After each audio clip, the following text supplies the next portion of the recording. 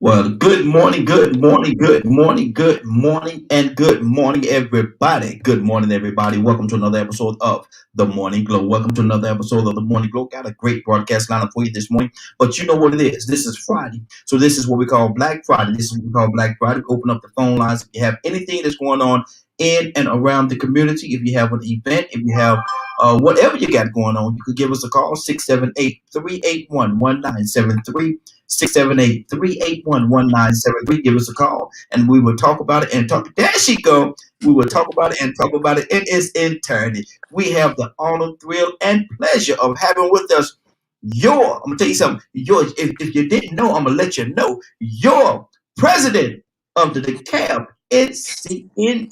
Man, look, you got me messing up, got me all tongue tied. Look, don't laugh. I'm trying to look. NAACP. This young lady is a legend. And I'm gonna tell you something. This young lady, look here, y'all should be honored. This young lady is a legend, an absolute legend, and she took time out of her busy schedule. Yes, she's busy. I tell you, she's busy, but she took time out of her busy schedule to spend time with little old us. Little old us. She came here to spend time with little old us. Boy, y'all are high and happy, edible, a lady, and porcupine proud to have this young lady, Miss Teresa Hardy. Good morning, young lady. How you doing this morning? Good morning. You done woke me up early this morning. Not just kidding. There you go. Listen, what you got? This is our Black Friday, so I'm gonna come straight to you. What you got going on? If I'm not mistaken, I think you have an event this evening. Yes. So today is our Founders Day. NAACP is 112 years old.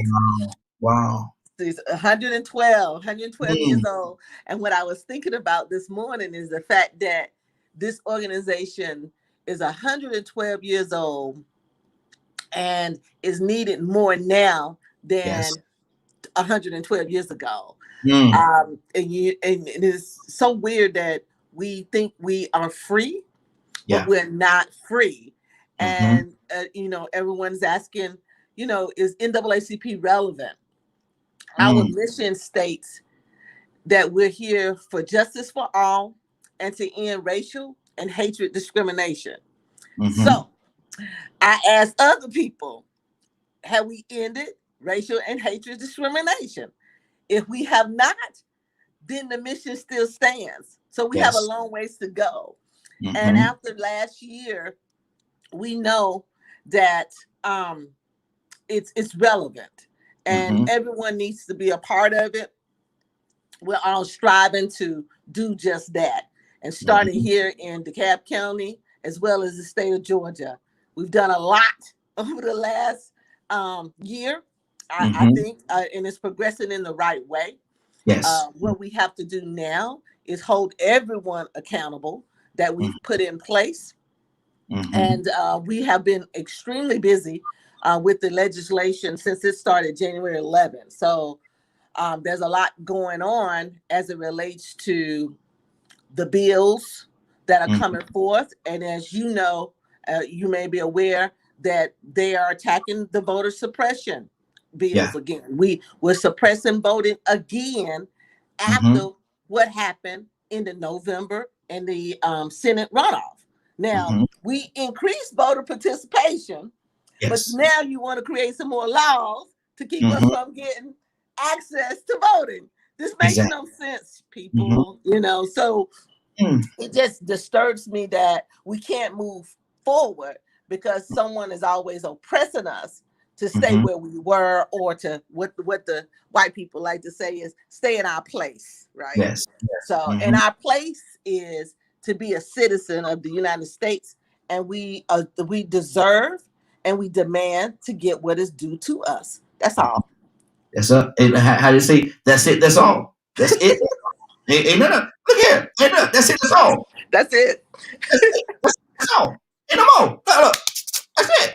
Yes. But and you said something that was so powerful. You said that though it's over 100 years old, it's needed now more than it was when it was created back in the. And thinking back and looking back at the time when it was created and everything that was going on at that particular time, to say that it's needed more now, how much have we really advanced? So we progressed, and that's the difference, right? So Mhm. everything that was happening 112 years ago was in our face, right? Yes. So you Yes. saw the racism. There were signs Mhm. that say for color, go to the back. You couldn't get on the Mhm. bus. You had certain jobs, and things just wasn't right for black people. I mean, it was Mhm. just blatant, just blatant. So what Mhm. we progressed by having some civil rights bills and voter rights bills enacted. But what happened is there's also some laws in the Constitution that have not been changed that Yeah. continues to leave black people behind. We Mhm. came into this United States of America behind, and now Mhm. we're still behind because some things did not change in the law. To the reason why we having to do police reform, right? The reason why we having to do criminal justice reform. The reason why Mhm. we're still fighting to have a good education. The Mhm. reason why we're still fighting to have access to economic opportunity. So Mhm. all of those things are still needed today. But when you look at the institutional systematic racism in the bills, that's Mhm. what we haven't done a good job of. And that's what we've been working on. We actually presented a Black Wealth Agenda. Ooh, I think it was January 29th, which, Mhm. like a couple of years ago, we weren't even able to say black, right? So Yeah. now, everybody said, what's the black agenda? And everybody always tell us, well, you can't have a black agenda. You're in America, right? Mhm. I think it's Mhm. time for black people to literally stand up and be about black people. Yeah. We have played the kumbaya and fit in type thing, and it didn't work for us. It pushed Mhm. us way down the line, right? We were black and colored and N words, and now you wanted us to move into minority. When you put the Mhm. minority in, you push black people out. When you did Yes. diversity and inclusion, you excluded black people. So Mhm. I think it's now time that black people just understand that we have a right to be black. We have a right to be proud to be black. We have a culture that needs to be um, adhered to and understood. And we need to live in the likeness of what black people are about. We're Mhm. beautiful, we're bold, we're bountiful, we're blessed. So Come why on. not start to live for us? And the only Mhm. way we can do that is that we have to unite. We have to unite on that issue alone. This is Mhm. not about excluding white people or Hispanics or Asian. It's about including black people. And it's time Yeah. for us to do that. Teresa, let me ask you a question, and I know you being the person that you are and the historian that you are, you will be able to answer this question. I'm very intellectually for me. Um, yeah. What um, what would you say if we go back to the time of integration? Mm, If we go back to the time of integrated, we want to be integrated and we want to be included in their system. mhm. What did that do to us as a? What do you think that did? Looking back at it now from hindsight, did that help us or did that hurt us? I believe, just from observing, I thought at one time I could have said it helped because Hmm. I'm a product of that. Hmm. I was able to, my mom and dad were both in segregated schools, but they were also part of the transition to integration. Hmm. So with them doing that, it allowed for me to get that opportunity.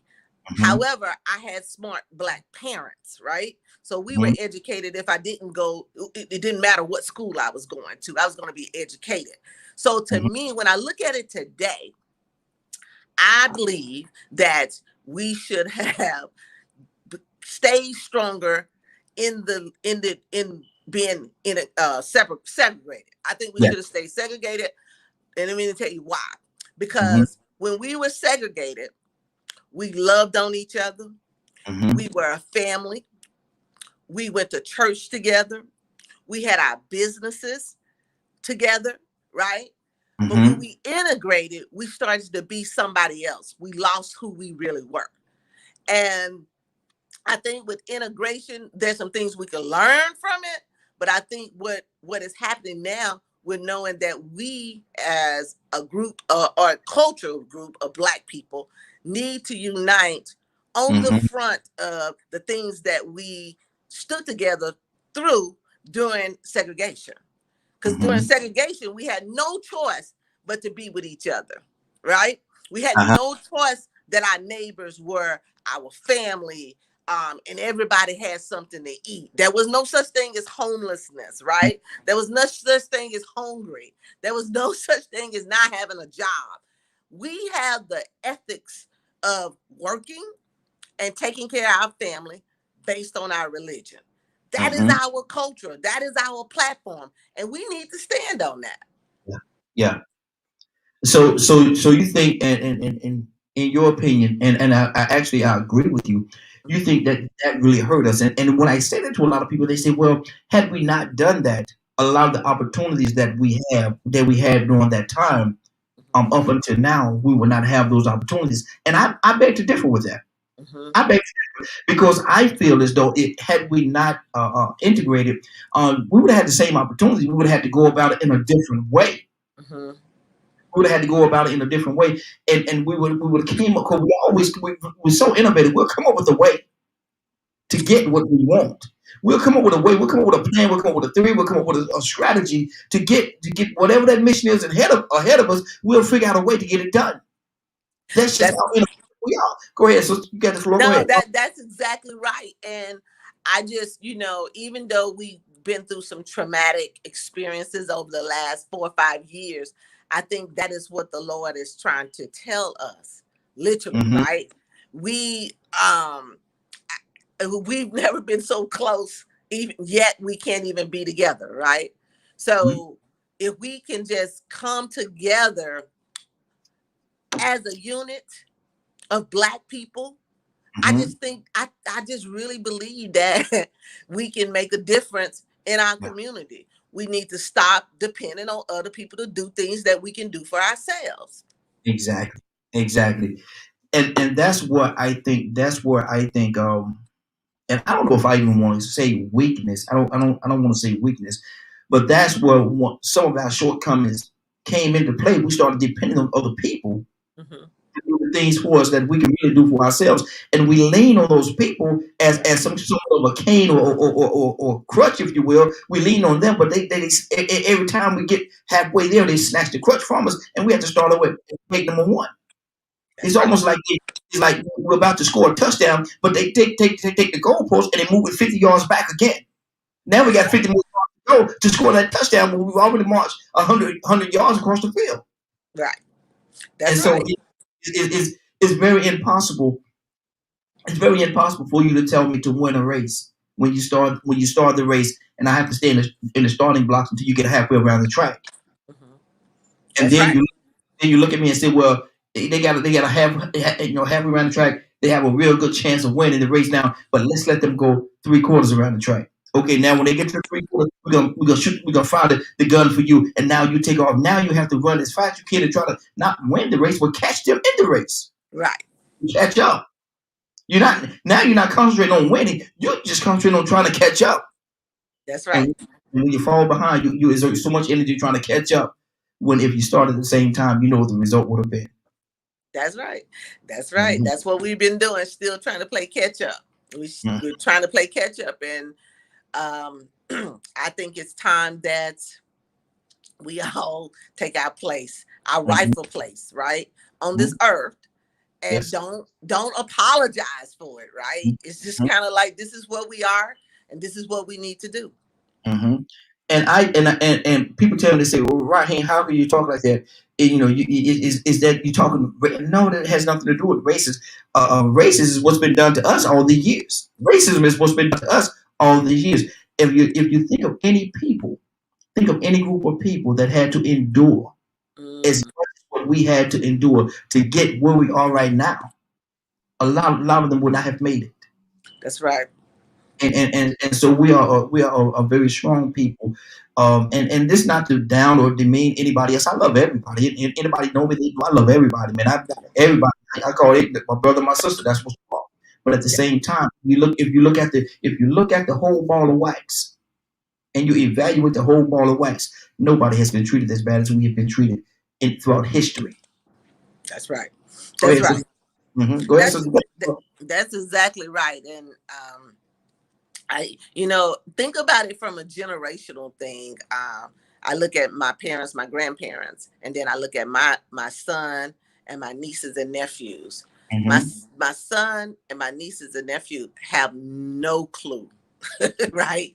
They Mm-hmm. have no clue to what's going on, to the point where they're like looking at Auntie Teresa and saying, "Why Auntie doing all this stuff?" Right? Mm-hmm. And I'm sitting there like, because you guys don't know. You have no idea. Like when I grew up, I didn't know, right? I only knew what I saw in the history book, Yeah. which was literally nothing, right? Mm-hmm. Mm-hmm. My history book had in there, as it relates to Martin Luther King, that said that he was a Nobel Peace Prize winner. But it Mm-hmm. didn't tell me how all his speeches, it didn't tell me how he was literally fighting for poor people. It didn't tell me any of that, right? Mm-hmm. Mm-hmm. And poor Malcolm wasn't even in there, Yeah. right? Yeah. Fannie Lou Hamer wasn't in there. Yeah. Sojourner Truth wasn't even in there, right? All these people who literally paved the way for us was not in a history book. And I'm from the South, that Mm-hmm. didn't mention any of this, right? Come on. And then now I go off to Birmingham and I learn a little bit about it by visiting a church that somebody bombed. Literally, somebody bombed the church and killed some people, right? Mm-hmm. Because of hatred, because they hated the color of our skin, not because of our character and what we were doing, but we were good enough to clean your house. We were good enough to take care of your children, but we were not good enough to have a family of our own that could Mm-hmm. live, just have a quality of life. That's something wrong with that, and it's still Exactly. happening today. Um, You know. Somebody call in. I'm actually calling them in right now. They said the phone lines will let them call in. So give me 1 second. I'm trying to get them in on the line. There we go. Okay. Hold on, caller. But go ahead, Teresa. It's a lot that we're putting out there right now, and we actually called. They said there was something over the phone line, so I wanted to make sure I got them in. But let me ask you this question. We had a conversation. I think it was Tuesday. I think it was Tuesday about HBCUs. Now you and I spoke with you about college and opportunities. What do you think? What has been the benefit of HBCUs in our community? Well, first of all, I am so sad that I didn't go to HBCU. That's the thing, Mhm. because I miss what I see in a lot of people who have actually attended and graduated from HBCU that you can't get from a PWI being a Black person. There's Yeah, just there's nothing to it. Now, we tried to create that in the PWI because there's only about 10 of us yeah, in the PWI. But yeah. at HBCU, one, you got to stand with them, because the HBCU was what created because white people did not want us to go to their schools. Point Mm-hmm. blank. Otherwise, we wouldn't have had to create them. Yeah, They yeah. wanted to keep us uneducated. So Mm-hmm. we had to create our own schools. Yeah. And notice that majority of our own schools are privately owned. Mm-hmm. Right? So there was no support to even us having the opportunity to have our own school. But you did with the PWIs, most of them are state funded. Mm-hmm. Yeah. Something is wrong with that picture. And you Mm-hmm. tell me that there's no such thing as racism? Mm. That Wow. HBCUs are very powerful. There's some things that are HBCU, and I think about this because I think about some of the Black teachers that I had growing up. The Black teachers that we had growing up, my mom and dad had the same teacher, right? So that just lets you know we had some of the greatest Black teachers, and they graduated from Tuskegee, Alabama State, and A&M. They Mm-hmm. graduated from those colleges, and I'm saying that because there was no other choice for them to go to, right? Mm-hmm. Those teachers instilled in us, and I'm bringing this up because we were just mesmerizing over one of everybody call him Coach. He died during this COVID, but he touched a lot of us. Mm-hmm. Um, and he was so proud that I was the NAACP president, that, Wow. I had to go back and speak for him. But I was Mm-hmm. like, it was you who put me in this stuff, right? He Come on. created a black club at our school. I was Mhm. an officer there all the time. He made it where black people stayed together no matter what. He made sure all of us got an education. He Mhm. wanted us to go to college, but if you didn't go to college, you was going to work. I mean, Mhm. those are the type of things that those black teachers took for heart for black kids. He did not discriminate against the white kids, but he had an emphasis on what the black community should do, right? Mhm. And he did not just do that in the school. He did it to the day he died, right? Mhm. To the Mhm. day he died, okay? So I take a lot of that from Miss Scott and Coach Oliver and Mr. Wilson. Those Mhm. teachers, I now know what they had to endure by going to a HBCU and then teaching at a white school, right? Mhm. But I think their intent was strong because they wanted to reach out to other black students to let them Mhm. know that we could do whatever we wanted to do. They never told us what to do. They just told us we could do whatever we wanted to do. And Mhm. so a lot of that is now coming back into my spirit of me growing up to get where I am today. You Mhm. know, I'm not, well, I don't know if I'm prejudiced or not. I don't know. Sometimes I think I am. Sometimes I'd be like, oh, Lord. But Mhm. I do love everybody. I Yeah. love all people. But Mhm. there's a sense of the fact that we've been left out of so much that Yeah. that's why I put a lot of emphasis on helping our community. Mhm. Mm. Exactly. That's good. That's good. We got a call. Let me go to the caller. Caller, what's your name? Where you calling from? Morning, it's Toy the T. Hello. Toya with a T. Good morning, young lady. How you doing this morning? I'm well, brother. How are y'all? Hey, doing good, man. Look at Teresa's. She putting it down this morning. She is putting it down. She's actually Yes, she is. she is actually the president of the DeKalb NAACP. She's a president. She's a young lady, very powerful young lady.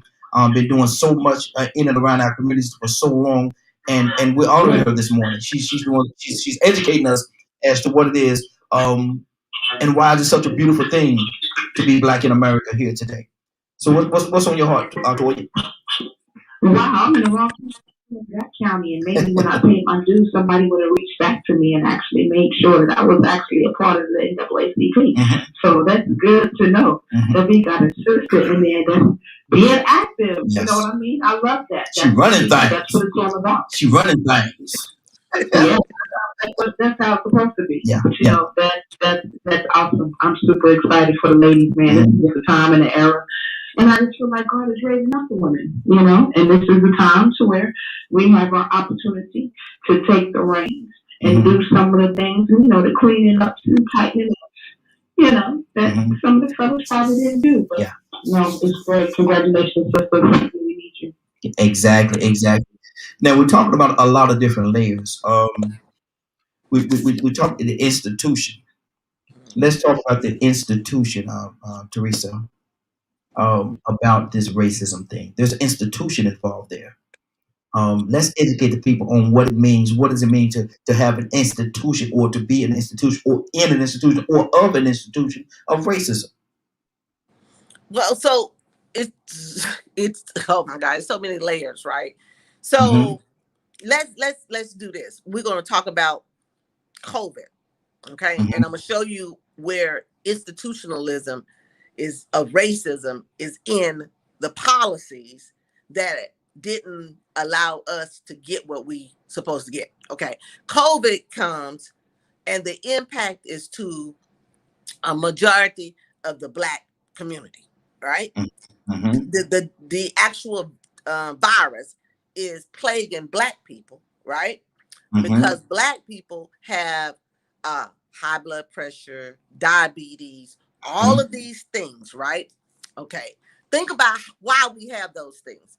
Look what's in your neighborhood, right? Look what's in your neighborhood. You have the not so fresh foods. You have a lot of canned goods. You have a lot of preservative. You have the leftovers, right? Back in the slavery days, that's what we got was the leftovers. Mm-hmm. We don't have access to food. We don't have access to health care. We don't have access to health services. right? Now a virus comes, wherever it comes from, I don't know, but it plagued in Black people. Okay, now Black people already wash their hands, right? We wash our hands, so that part where we're not the ones that's not clean, right?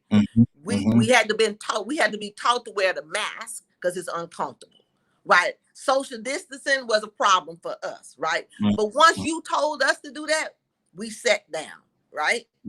Now we get the vaccine, and the vaccine comes and it's distributed out. Why the numbers state that more white people have got the vaccine shot than the Black people who need it? Yeah. It makes no sense because when you think about the policies that come in, we're not accounted for, and we're not really in the data like we need to be. We're in the data as 13% of the population. We're in the data for 80-something% in prison. I mean, I'm giving our stats that's kind of make you think about how we're accounted for, right? But we're not in when it comes to getting access to the things that we need. You know what I'm saying? It just don't make any sense. So when you talk about institutional racism, it's in the policies that have been written by white men that didn't have a clue about Black people, or maybe they did. Maybe they did have a clue about Black people, what not to put in there, right? Now you got us in, we're all played together, but we're still being left out of the vaccine that impacts the majority of the Black people. That is an example, a current example to the reason why we have to start looking at these things, the policies and the procedures and the bills and the laws that are written a little different. And that's why it's going to be important that we put people in place to kind of help check, help to change what is actually in place right now. So I'm just giving that example so that we can start to think about it from that perspective. One other thought is that when President Trump was in, and I'm trying to give honor to all that crimes. When 45 was in, he brought up something that you and I've been talking about for years, which is white supremacy. Yes. Right? Everybody keeps saying their racism don't exist.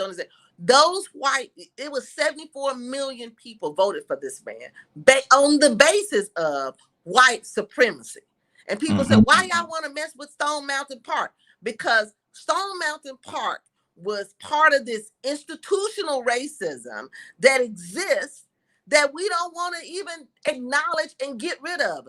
The way you have to do it, you have to remove everything. So the mountain got to go. The carbon has to go because it gives them power. You don't have to have it written all the time. It's not a piece of paper. It's in their spirit of power in the Confederacy. Right? So, but we see it, that's hatred. No, it doesn't touch us as hatred, but it balls them up. And if nothing else was shown, you should see it now, right? January 6th was an eye opener. That was not us climbing on no federal buildings. We don't do that, okay? So the institutional racism is hidden, but it's also the biasness within yourself. But there's things in the laws that allow this racism to exist, and we have to get rid of all of it together. Now, what is the history? Because I don't know, because I wasn't here in Georgia, certainly during that time. But Stone Mountain, they say that's where a lot of the folks in those hoods used to meet and have their meetings and things of that nature. Is that accurate? Do you know of any history about that? Yeah, that's the history that I'm aware of. That the KKK was formed in Stone Mountain. My understanding, ain't no telling what's under those mountains. Okay, I remember that we're doing a project with the NAACP where we're memorializing victims of lynching that have been documented through the EJI. And we say it like that because guess what? We don't know all of them. But I know when we did the tracing of the lynchings that we identified, they are along Stone Mountain, Lithonia Road, which leads to what? Stone Mountain. What else is clear? There's a railroad track there. There's a railroad track at Stone Mountain Park. Come on now, you know we were not supposed to cross the railroad track. Exactly. So those things, even though they don't tell the whole history, and when we start to talking about the whole history and telling the truth, they don't want to talk about the whole truth, right? We removed the Confederate monument down off in the city of Decatur. That monument is gone. Guess what? Why was it there? They put up the Confederate monument so that Black people would be scared to go into the court system, right? Now we removed it from the court system, right? And then we're going to place John Lewis's statue in that spot, right? So we got to change some things intentionally so that we can actually start to learn and create the narrative for our own story. We know the hurt and pain that we actually went through as Black people. Why? Because I'm living it now. I didn't, nobody put a cross in my yard or my mom and daddy's yard. But I do feel like that when I go to the mountain and see something like that. And I'm like, oh my God, it's like a dagger in your chest when you start to learn more about the history and then where you are today. You know what I'm saying? Everybody still don't have the opportunity, right? And the fact that we as Black people are going through the Willie Lynch and the Jim Crow type syndromes, we can't unite. But if we unite together, there's nothing that can stop us to getting what we deserve and what we demand. Exactly. And people say, what are you trying to do? Who are you trying to reach, or who are you trying to help?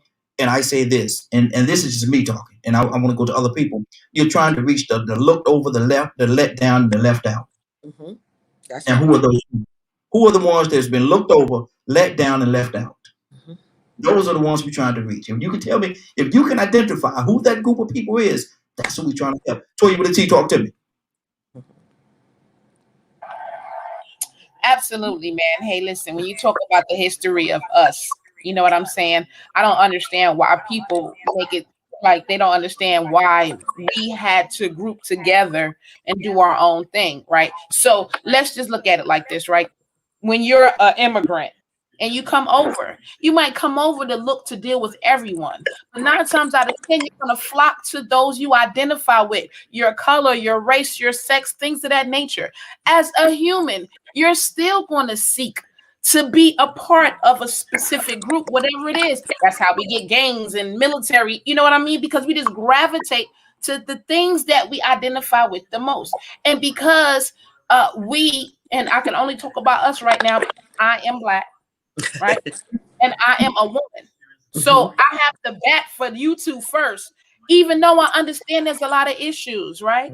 It breaks my heart as well about what happened to hear about ancestors I never met. But it breaks my heart as well if I was to walk to the same spot that they kneeled on George Floyd's neck, right? And it hits closer because you're doing it because I'm Black. I don't want to see that happen to any human. But the history of my lineage, the people I meet and things of that nature. I mean, what else do you do, right? Now, when we move forward with COVID, okay, again, when I think about our history, I've been abused before, right? And we always try to act like I didn't do anything because you're the best thing that ever happened to me. But the fact is that you have been abusive to Black people, and America don't understand that. And now that it's time that we're like, hey, okay, well then, yeah, let's go do our own thing again. You know what I mean? It's an issue. But see, this is a time where I feel like the wealth of the riches are going to be turned over to the just, from the head being the tail and the tail being the head. I feel like this is our time now, only because it's like, it's our turn. You know what I mean? Like, go ahead, go first, devil. Right? We took everything you threw at us. We taking it, we absorbing it. And your very existence is to figure out how and why we keep on going. But that's the grace of a God. You know what I'm saying? So these conversations that we're having is more reason why we need to be empowered. These statues, honey, listen, you ain't got Jesus up there. And you ain't following him either. You got them other guys up there. They ain't died for me, but I have a power to be able to stand up and rise against that racism, that naysay, and change generations. You know what I'm saying? But just our history and our plight, I believe it's just our time. And these conversations and these statues are going down, and these memorials of true justice and equality for all are going up, because I just feel like not only Black people are tired, but the world is tired. Humanity is tired. And because it's just, I know what happens in Afghanistan. I know what happens in Africa, right? But right here where I live, when it happens, it's a little bit different. So, these conversations are ones that should be open. We have to discuss it. And yeah, we have to fight, because we need to have the legacy, the rituals that they have to remind us of slavery and what might happen if I were to stand. Yeah, I think those need to go down, and they need to be replaced with hope, with diversity, and with the ability to be able to want to unite everyone, and until, hey, we find that right person. And if they all happen to be Black, I mean, that's not our fault. You know what I mean? But it's a conversation need to be had, and I just think our time is here. I'm ready to go to Rico, and I definitely want to hear what he has to say, because I know he has a passion for this. I want to read something to y'all, and this is just a small part of the song "Tennessee" by Arrested Development, and it goes like this. It says, "Where the ghost of childhood haunts me, walk the roads my forefathers walked, climb the trees my forefathers hung from, ask those trees for all their wisdom, for all their wisdom. They said that my ears are so young. Go back to which you came, my family tree, my family tree." Rico, what does that say to you?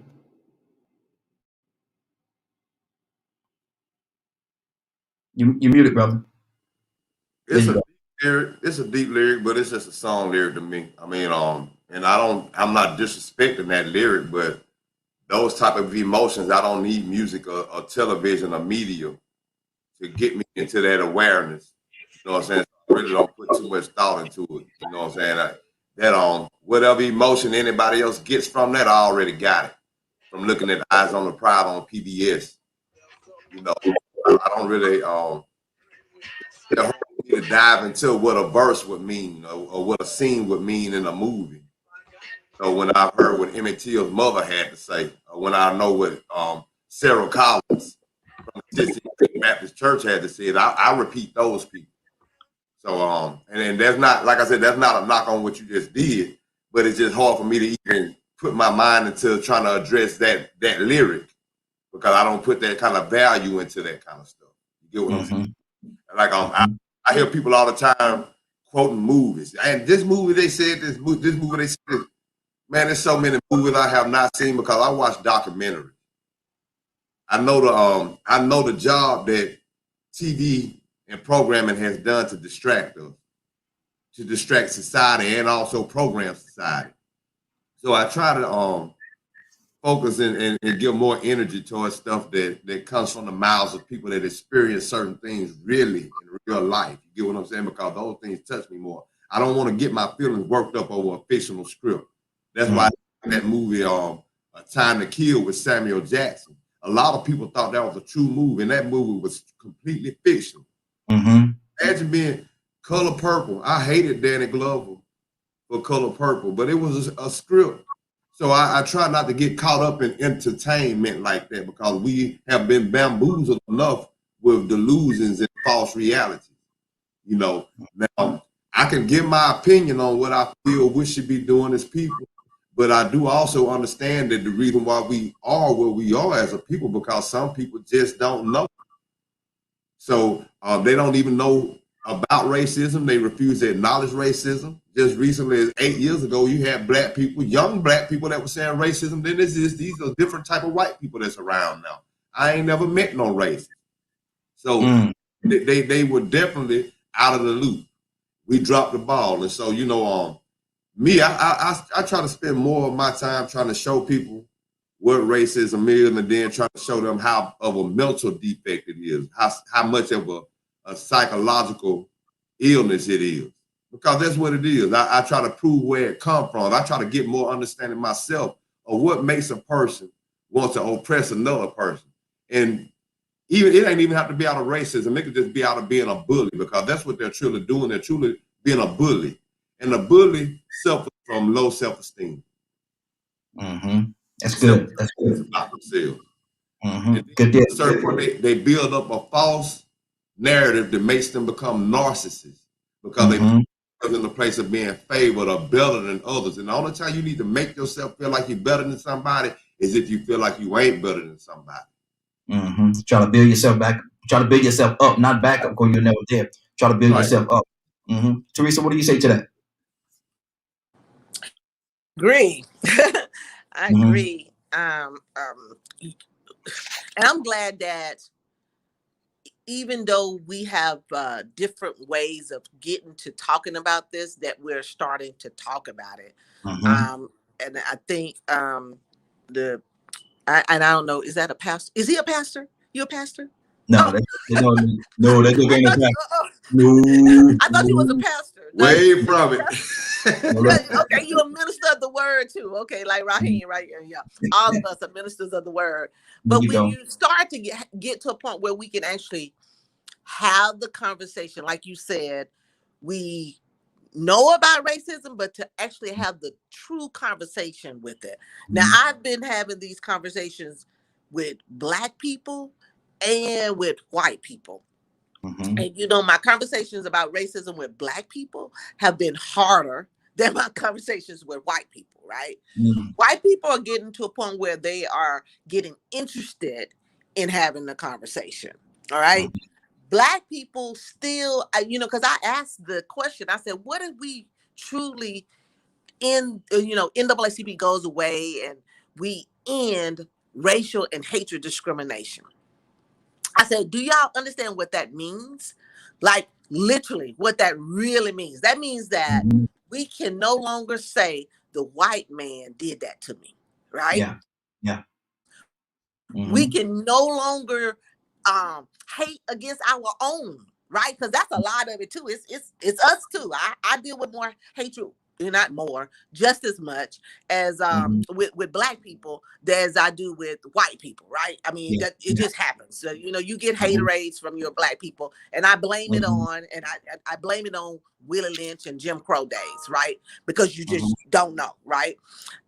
But when you start to think about and have the conversations with white people want to understand a little bit more, but I'm always kind of on edge to their understanding of it, because I have to literally, we can sit there and talk about it and I'll say, well, you know, this is why we feel this way. And I'll give you an example of what we just had to do with. They said, hold on, Teresa. Before you go there, let me ask you this question, because you touched on something. And I want to stay there just for a second. Then we're gonna go to where you're going. Colorism, does it really exist? Does it really exist? Oh yeah, I'm a victim of colorism. I'm just a victim of it, and it literally has a deep heartbrokenness within myself, where I literally have to utilize I know our pastor here, I call him pastor, but I know that he said don't look at the movies, but I look at the movies and I look at Help, and Help says, I am smart, I am beautiful. Literally, I had to do that for myself, right? You know, because I'm a dark-skinned Black girl, and it was a sad part for me personally to be called that. And to the point where I use that now to be bold.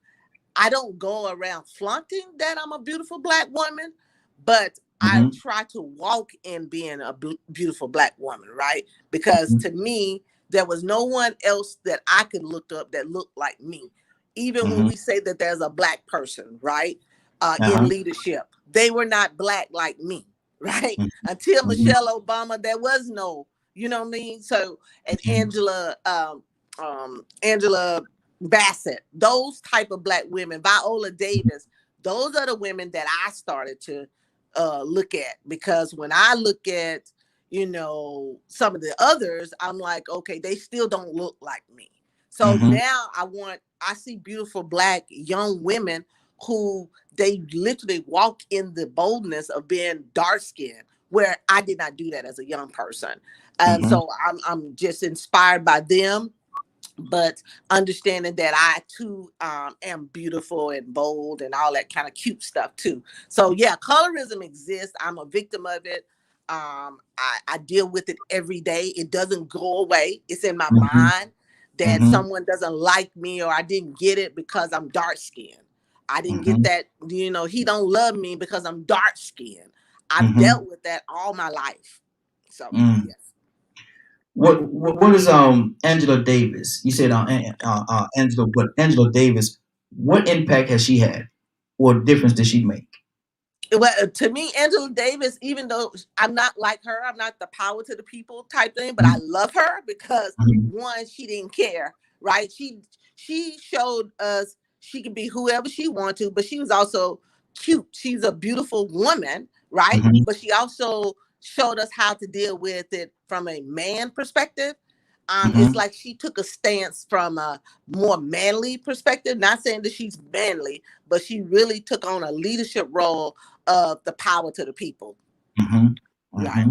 Exactly. To me, that gives us empowerment for women, that we too can do that. She changed the way she dressed. I mean, her hair was what it was, you know what I'm saying? But she didn't care, but she walked in her boldness and her beauty. Exactly. Rico, what do you say about that Angela Davis and the impact that she had during her time? I love Angela Davis. You could tell about a true activist like that is that they live it. They live that lifestyle. And I made a post about that this morning. I miss the old school leaders and politicians that wasn't too concerned about their social status. Now I see more of our leaders spend more time going live and trying to get likes and trying to be social butterflies than actually concentrating on the work and being diligent. And she was smart as a whip. She could debate. She could not get in her emotions. See, the thing about it, the thing is when you are focused and you are sincere about your passion and what you're talking about and you spitting the truth, man, you can't get away from it. It's gonna be hard to distract you from it. So she was, like one of the best debaters in the history of man. You ask me. She went to the Supreme Court. She went and defended herself. Home.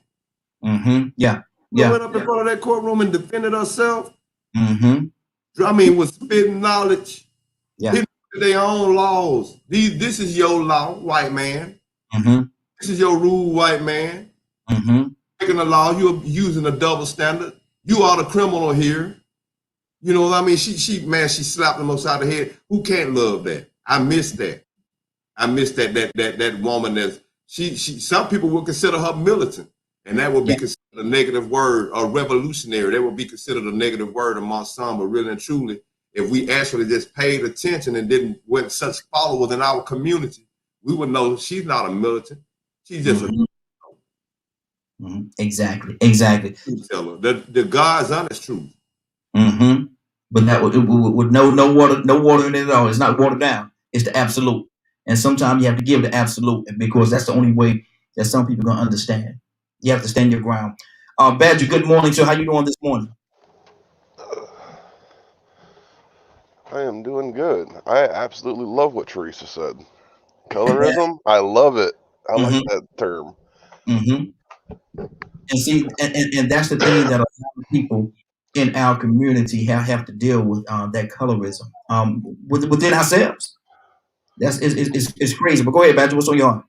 No, I feel blessed to be able to listen and hear it. Okay. So there's a lot of it, like just like you said, you don't know as much about Native struggles and things like that, just as much as we don't truly understand Black struggle. So, and that's what I love about the show is, we're all talking about it and we're discussing it and things like that. None of us are hateful toward each other. Exactly. We can be stern in our beliefs sometimes, but but the arrogance that's out there right now is, and I'm saying arrogance for the most part. There are people out there I think are just straight up stupid. And what I mean by using the word stupid is all the information has been presented to them, or they've seen it, and they continue to act the same way. Ignorance. No. Ignorance is when you don't know no better. Stupid is when you know better and you keep doing it. Well, when I said ignorant, I mean trying to doing the same thing over and over again, trying to get a different that's message. insanity. Yeah, insanity. That's what I meant to say. Yep, that's exactly what okay. Appreciate that. Wow, actually, the word I corrected your English. What? Wow, that's good. I like that. I like that. But go ahead. Like I've shared my story. I deal with stigma due to my disability, and then the stigma junk because I'm white skinned, but I'm half Native American. So the type of colorism I experienced is different. Doesn't make it better or worse than anyone else's. So I just wish more people would wake up and realize how much racism, colorism, all that, how bad it actually is. It's a cancer, brother. It's been around for how many thousands of years. People are always thinking they're better than somebody else, either due to a belief or a color or something of that nature. That thought process. I don't know. I've always tried to figure out what sin it actually is. Because that mentality, in my opinion, should be a sin. Because it causes so much destruction and genocide and just it's. Ooh. I know. And we said something earlier, Toya, about the looked over, let down, and the left out. The looked over, let down, and left out. Who does that describe to you? Toya with a T? Considering the fact that we just 50 years from getting sprayed down with water hoses and dogs and stuff. And us particularly coming from that era, we're suffering the backlash of basically just coming out of slavery, just being able to get our voting rights back. Like, didn't Mississippi just stop having this law with slavery in 2010 or something wild like that in their paperwork? Like, they still need some of this stuff off the books yet. So I would like to consider, because all I deal with Black people, right? That we are down and looked over. But I will acknowledge the global, on a global scale. So a lot of people of all colors, races, shapes, sizes, creeds, you name it. It's humans all over the place that have been looked over and left out by some bullies or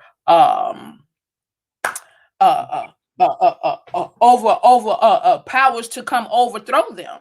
You know what I mean? So I do feel like, here in America, with us going through what we're going through, I think we're the most looked over. I think we're the most cheated out of some jobs. We got to work harder still.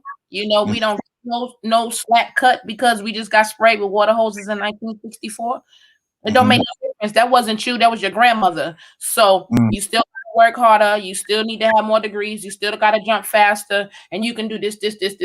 So there's always a push and pull. And like I said, it gets even worse when you become a Black woman. You know what I mean? Even as a Black woman, there's a fight with us. We got to fight with women. We got to fight with Black men because they want to automatically try us. Soon as the white guy come in, yes, sir. But when I come in the building, you got to give me all kind of problems. So even as a Black woman, we go through our left out and leftover situations and moments, because as humans, that's something that we go through. But I'm just speaking about my people right now and the fight right now for me personally. I don't know about everybody else. But what I've decided to turn my fight on is empowering and rebuilding my people and trying to get us on a certain level and plateau to get us fed and full and ready to go. And then it'd be, easier to deal with other races. Okay. Teresa, now, and I love what Toya just said, and you sit in a very powerful seat as the president of the NAACP. You sit in that seat as a woman. What trials, triumphs had you had to overcome? First of all, I had to overcome that it is okay for me to be a woman in a leadership role. It's like I get so, and then my style of leadership is different, right? It's not like men. Well, rightfully so. I'm not a man. I'm bossy, right? I'm assertive. Well, some would say aggressive. No. like men, right? But I still wanted to be. I am a woman. First of all, I'm a woman, and I've had to deal with this because there are some men that say, you guys are leaving men out, and I'm like, I'm not, right? Because I am an inclusive person. I'm an inclusive person because I too grew up being left out, right? So therefore, I'm not going to leave out men. I'm not going to leave out women. If you want to go along, you have to go along, right?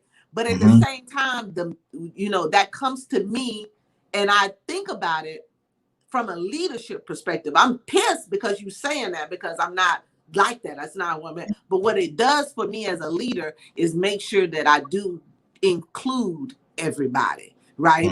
So what I've done for myself, I have a son, right? I have a father, and I have a brother, right? So therefore, there's no way I'm going to mistreat Black men regardless. I've had this thing with Black men for a long time. One, because there's a lack of for women like me, right? I love them. If you go to prison, I'm gonna help you get out. You're gonna have to do what's right. But we have some lazy Black men who have not stepped up to the plate, to the reason why I'm in this role. I'm in this role because some other man or some men did not, at my age, especially my age group, right, decided not to get in this role of leading our community. That's the role I'm in. I'm not trying to take anything away from Black men. Believe me.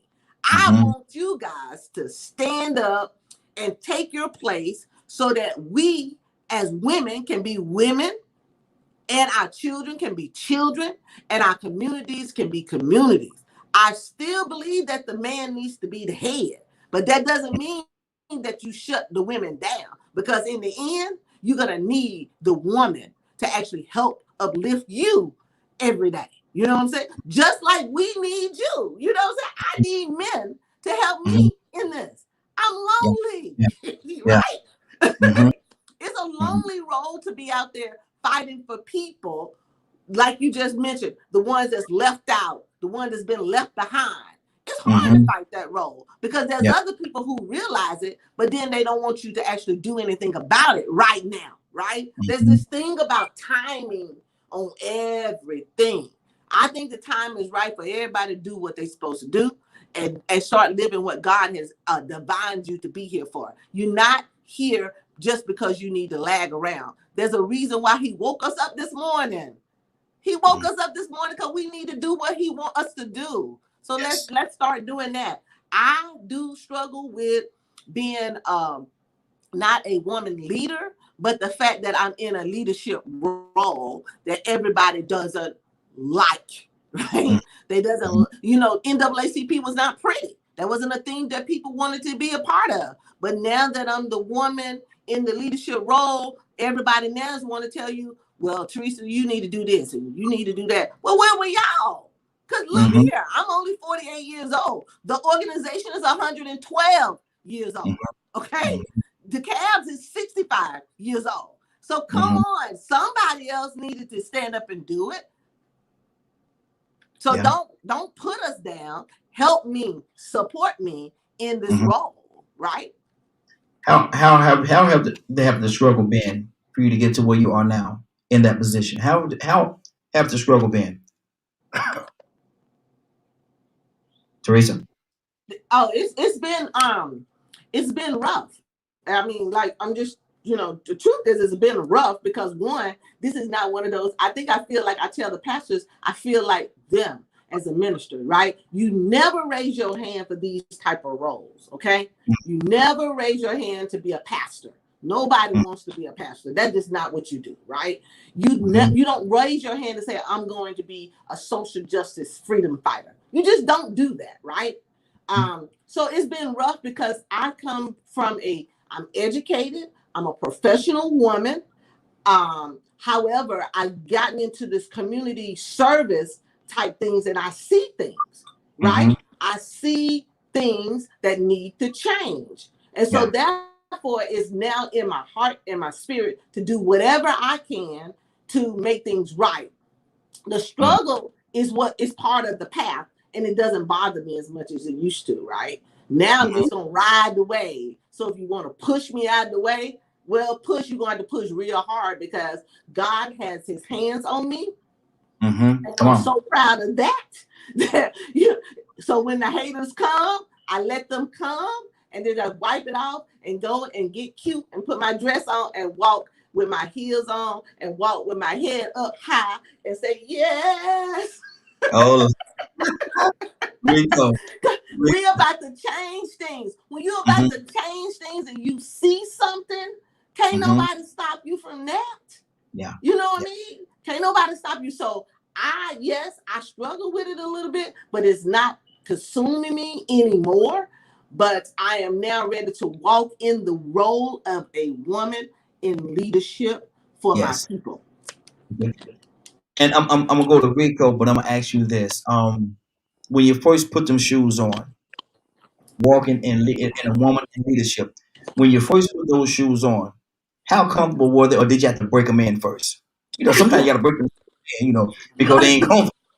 You always have to break them in. That's the woman thing. We have to break them in. You have to get the one that fits you. So I have a certain shoe that I like, right? And I just wear that same shoe, and I wear that shoe out, and I get another one because I already know what fits and what's comfortable for me, especially on a journey like that. You don't have time to be trying out new stuff.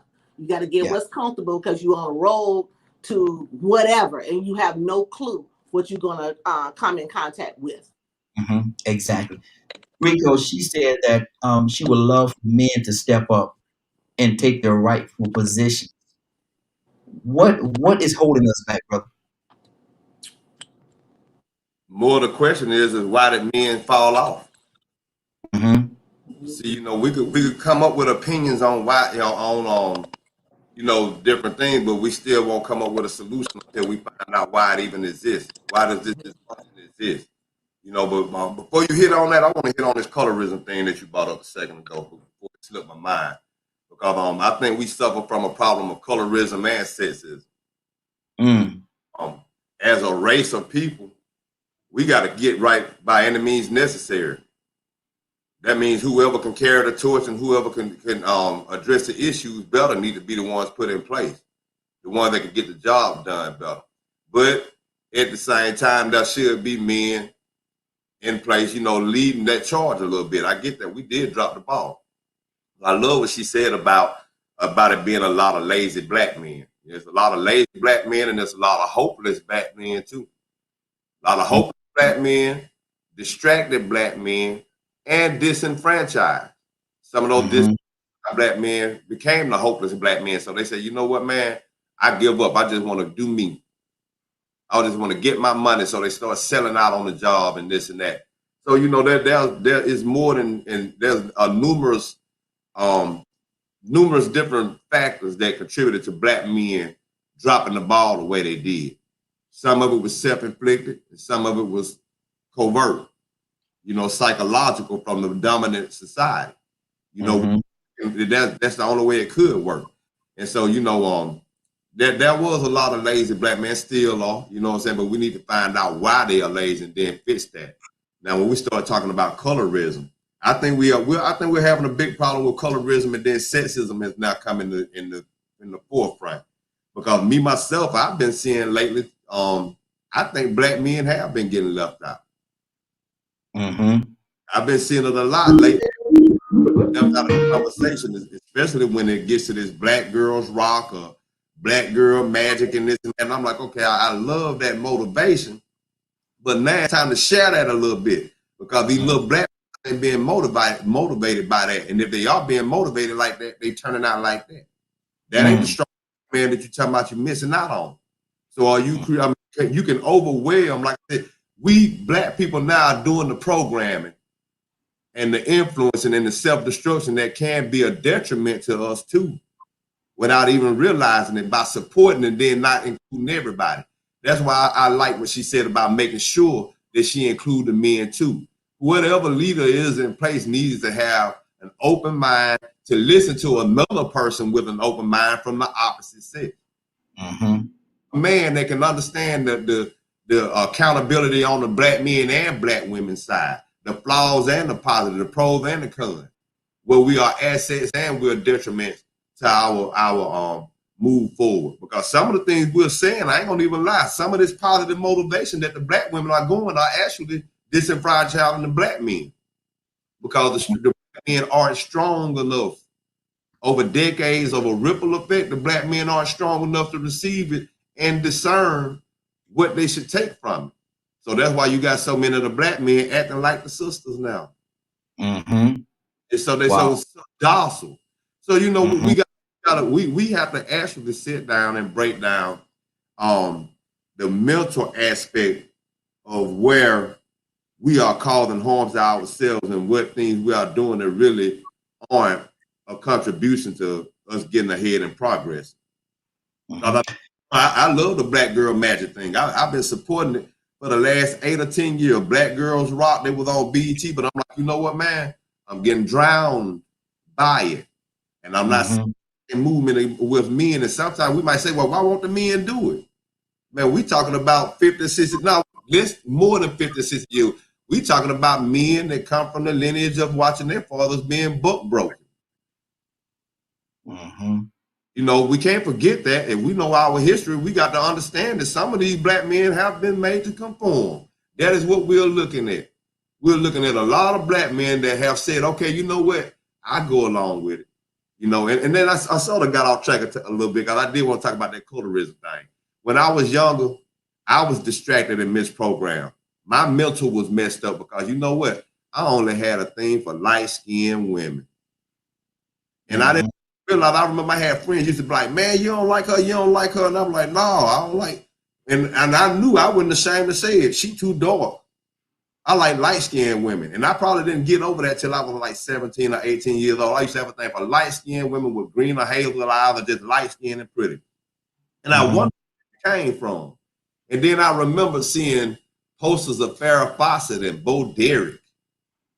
Overwhelmingly, everywhere I went, you turn on a TV commercial, Bo Derek running on the beach with a Pepsi with braids. You turn on, get a poster in a store or go to Kmart or whatever, and you look at the posters and all you see is Farrah Fawcett in her bikini, Brooke Shields in her bikini. Never saw pictures of black women. So I started realizing then why I could be subconsciously programmed to favor what dominant society told me was beautiful. I had to learn that black was beautiful. Men had to learn it too. Exactly. We need to break down this psychology. And a lot of times when they put somebody out there, they will put a and nothing against this, so she was beautiful too, but Jane Kennedy. They will put that imagery of a black woman out there. Jane Kennedy was the one that they would put before us. And so that one, yeah, that's the one that she's beautiful. She's beautiful. And she was. But there was a lot of dark-skinned sisters, man, that was just as beautiful as Jane Kennedy. But they just didn't get the light shined on them because they was too close to the motherland, if you will. They were too close. I see Toya shaking her head. Yes, Toya, what's on your heart?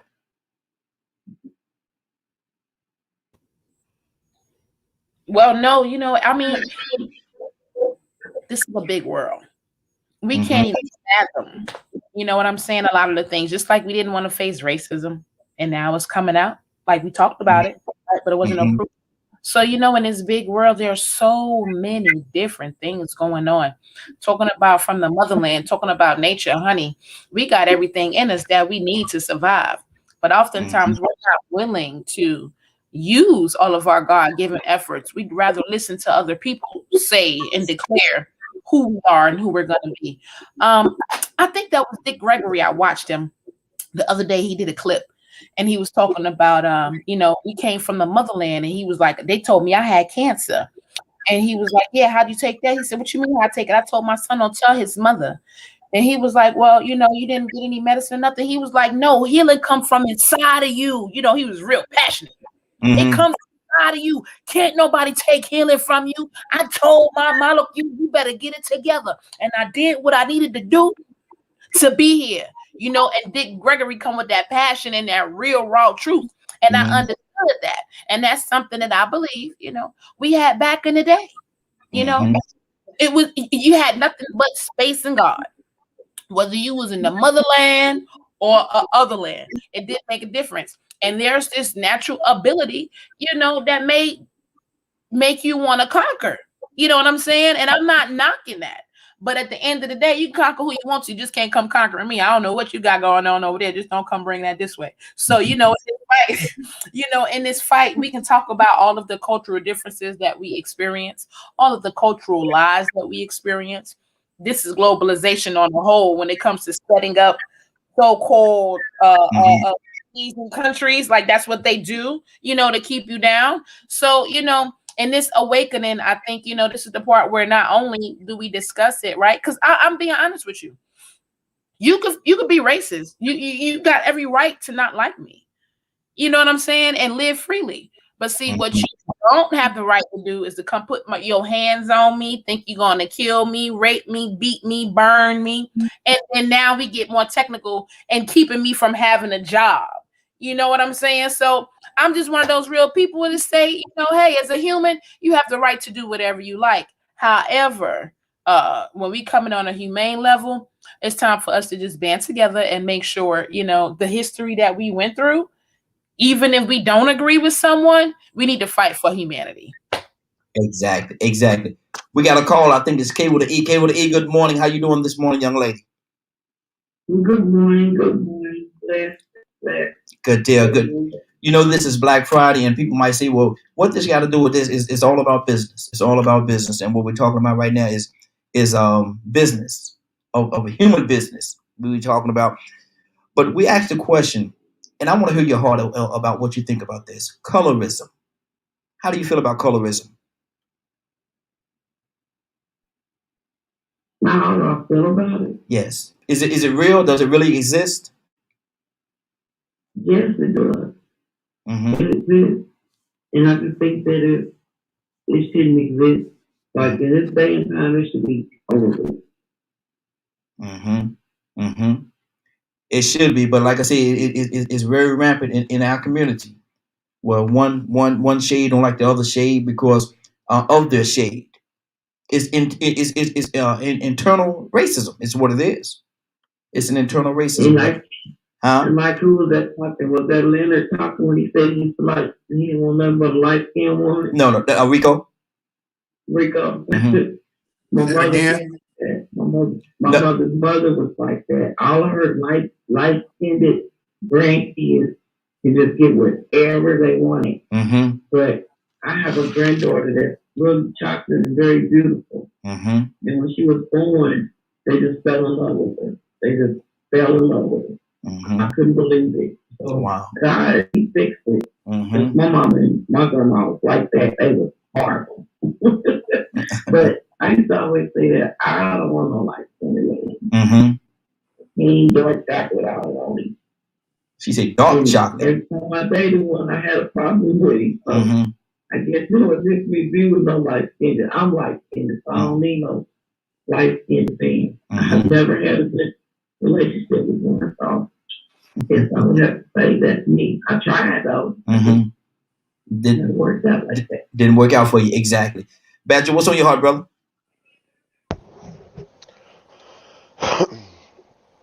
what are ways of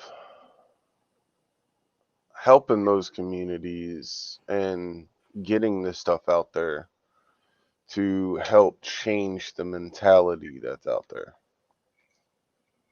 See, Like what? and that, go ahead. Like the how phrasing to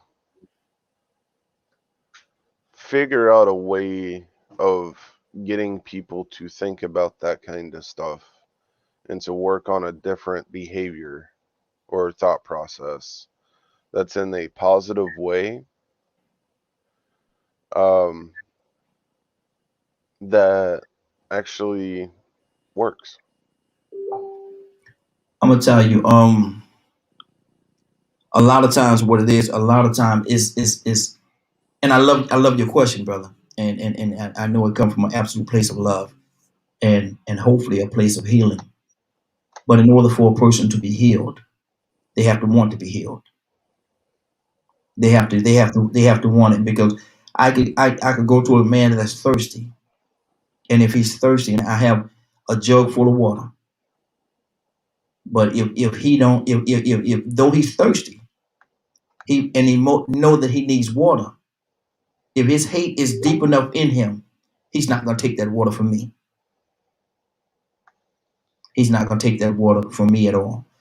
And I could give it to somebody else that don't look like me, and he'll come and take it over there to him, and he'll drink it all. You have to change the heart of man. Man's heart has to change. You have to dig into him and change his heart. It's Because really, because if you don't change his heart, we'll never get to a solution, brother. I don't know if it's heart versus the brain. I think it's more heart, because that hate is deep. There's something that's deep within him, in his heart, and he I carries think it everywhere he go. I think some people, I could agree with that, but I think a lot of others, it's a mentality, Mm-hmm. not as much of a heart thing. Mm-hmm. You know, like I told you before, I've been inside of these churches, that use the Bible to promote racism. Mm-hmm. They exist, Yeah. and they're primarily And churches of the whites, Mm-hmm.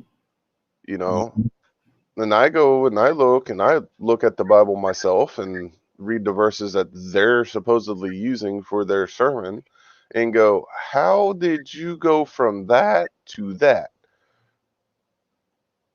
Mm-hmm. So, and I told you one of them was like the mark of Cain, and different things like them, and a couple other things. I sent you that website Yeah. that gave you the actual examples and stuff. What, like growing up where I did, going to a Southern Baptist church and hearing the preacher talk about this stuff, and I'm like, something ain't right. And then there's other people like, well, the preacher's saying it's got to be coming from God. Oh no. So like, is that heart, or is that, the twisting and psychology of the brain? And everybody have their different opinion. I think it's more in their heart. If you could take that hate out of their heart, everything that's gonna follow. So what's in a man's heart? And the Bible speaks about what's in a man's heart. Yeah, he can have a certain mentality. He can have a certain mentality and a child. And he can have the mentality to go over to that fire. And because he's amazed by the fire or whatever it is. And you can tell him, don't go over there and touch that. Don't go over there and touch that. Don't go over there close to the fire. You're gonna get burned. You're gonna blah blah blah. And he go over there and he touch it anyway. He's gonna get burned. The reality is he's gonna get burned. And so what I say is you have to actually deal with the person's heart. And if you deal with their heart, and if we can come up with a solution with how to change a person. I saw this clip, and I know y'all saw it too, where this lady she was in a nursing home, and she was about 90 years old, 90 something years old, whatever. And she spit on the caretaker. She spit on the caretaker a couple of times. Then I think if I'm not mistaken, y'all correct me if I'm wrong. I think she even spit in her face. And the caretaker, she said that she was so calm and so calm, and she just wiped it off and went on about her way. And but see, her heart, the caretaker had a heart of compassion for people, and she would not allow herself to even go over, because that it's real easy for a person spitting on you, man. A person spitting on you in your face, man. Look at here. It's real easy for a person to get upset and let anger take over at that particular moment. But her heart wasn't set up that way, and so she just sat there and she was just so calm, so peaceful. She wiped it off and went on about her business. Her heart was right. The young lady that's 90-something years old that spit upon her, in her heart, she looked at her as the caretaker as less than. And she felt she could do what she wanted to do to that individual, to her, and it's okay. If you change the old lady's heart, then think of the relationship that those two could have together. If you change the old lady's heart. Teresa, what's on your heart right now? I was laughing a little bit because I worked at the nursing home. It was my first job, and I was able to experience racism of being the one, like, as a certified nursing assistant, we have to take care of the people. And it was literally a time for me to learn how to not let that bother me, because the older people who were in there that never had family to come by, we still had to take care of them, even though she was calling me the N-word and telling me to get away. Don't you touch me. Don't you black, da, da, da, da, da, da,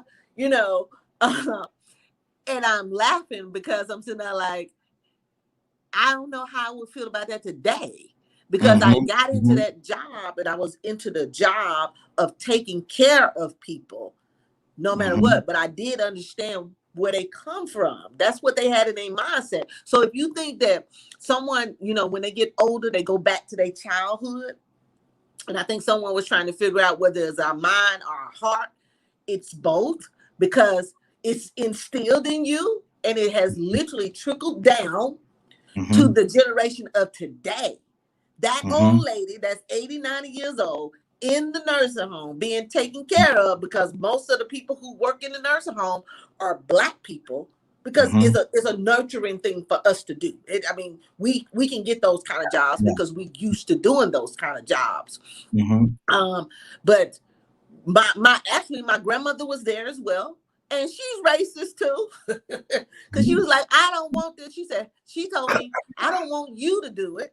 She didn't want her granddaughter to take her bath, right? She wants the white people to take her bath. Why is she thinking like that? Because she was one that took care of white people. Yeah. And now in her mind is now they can take care of me.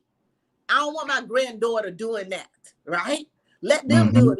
Let the white girl, and she would say it like that, let the white girl come and bathe me. You ain't gonna bathe me today, because she literally wanted us to be there to kind of talk to her and stuff like that. So when we talk about racism, it is on both sides. Yes, but I'm just, when you think about loving each other, when you think about love itself, some of that stuff we're gonna have to just wash away from our shoulder. But what I think we've done is we washed it away, but it still was in our heart and in our mind, right? But now we have to wash it away in a way where it don't bother. And I think the conversations that we're starting to have on these tough topics is going to help heal, right? I think that's what we have to get to, is a part of healing. Now, to me, healing does not mean forget. Yeah. Yeah. And don't have no one to tell you that. Healing does not mean you forget about it. Healing means that I know about it, I acknowledge it, and it's not going to bother me anymore. But even when it comes up to bother me, I am going to do these things so that it doesn't take over me. So that's, that's just my 2 cents on that part. Good deal. I'm coming to you, Badger. Rico, you've been silent for a minute, brother. What's on your heart? Man, I agree with everything she was saying. I mean, I feel like it's slightly from the heart, but it's more mental. You know, because this is the thing about it. You can be programmed to think that your skin is better because you come from a certain race or whatever, that you deserve some type of privilege. But then at the same time, you still have the compassion in your heart to say, well, you know what? What if that was me in that person's shoes? So that's the passion of the heart comes in. And see, in most cases, people don't think like that because we have become a society of consumers that want to obtain as much as possible. We want the most money. We want the most TVs. We want the most attention. You know what I'm saying? We just want the most. We want to be the best. We want to be recognized, and then we want it all. And so that creates a nature of greed, selfishness. It's hard for you to be compassionate when you are selfish. So now, I go back and I ask myself, number one, what type of mindset would it take for a person to become or to even come up with racism, and why? Why? And I feel like the only reason a person would become racist is because they have, like I said, low self-esteem. They need to make themselves feel like they are better than somebody.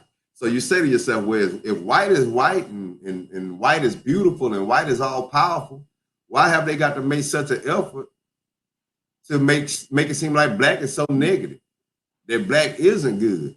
Then you start thinking about the nature and the logic of a person, the way they move. And if they really felt like they were more powerful and white was better, they wouldn't have to use so much force to try to keep us from achieving or attaining or progressing.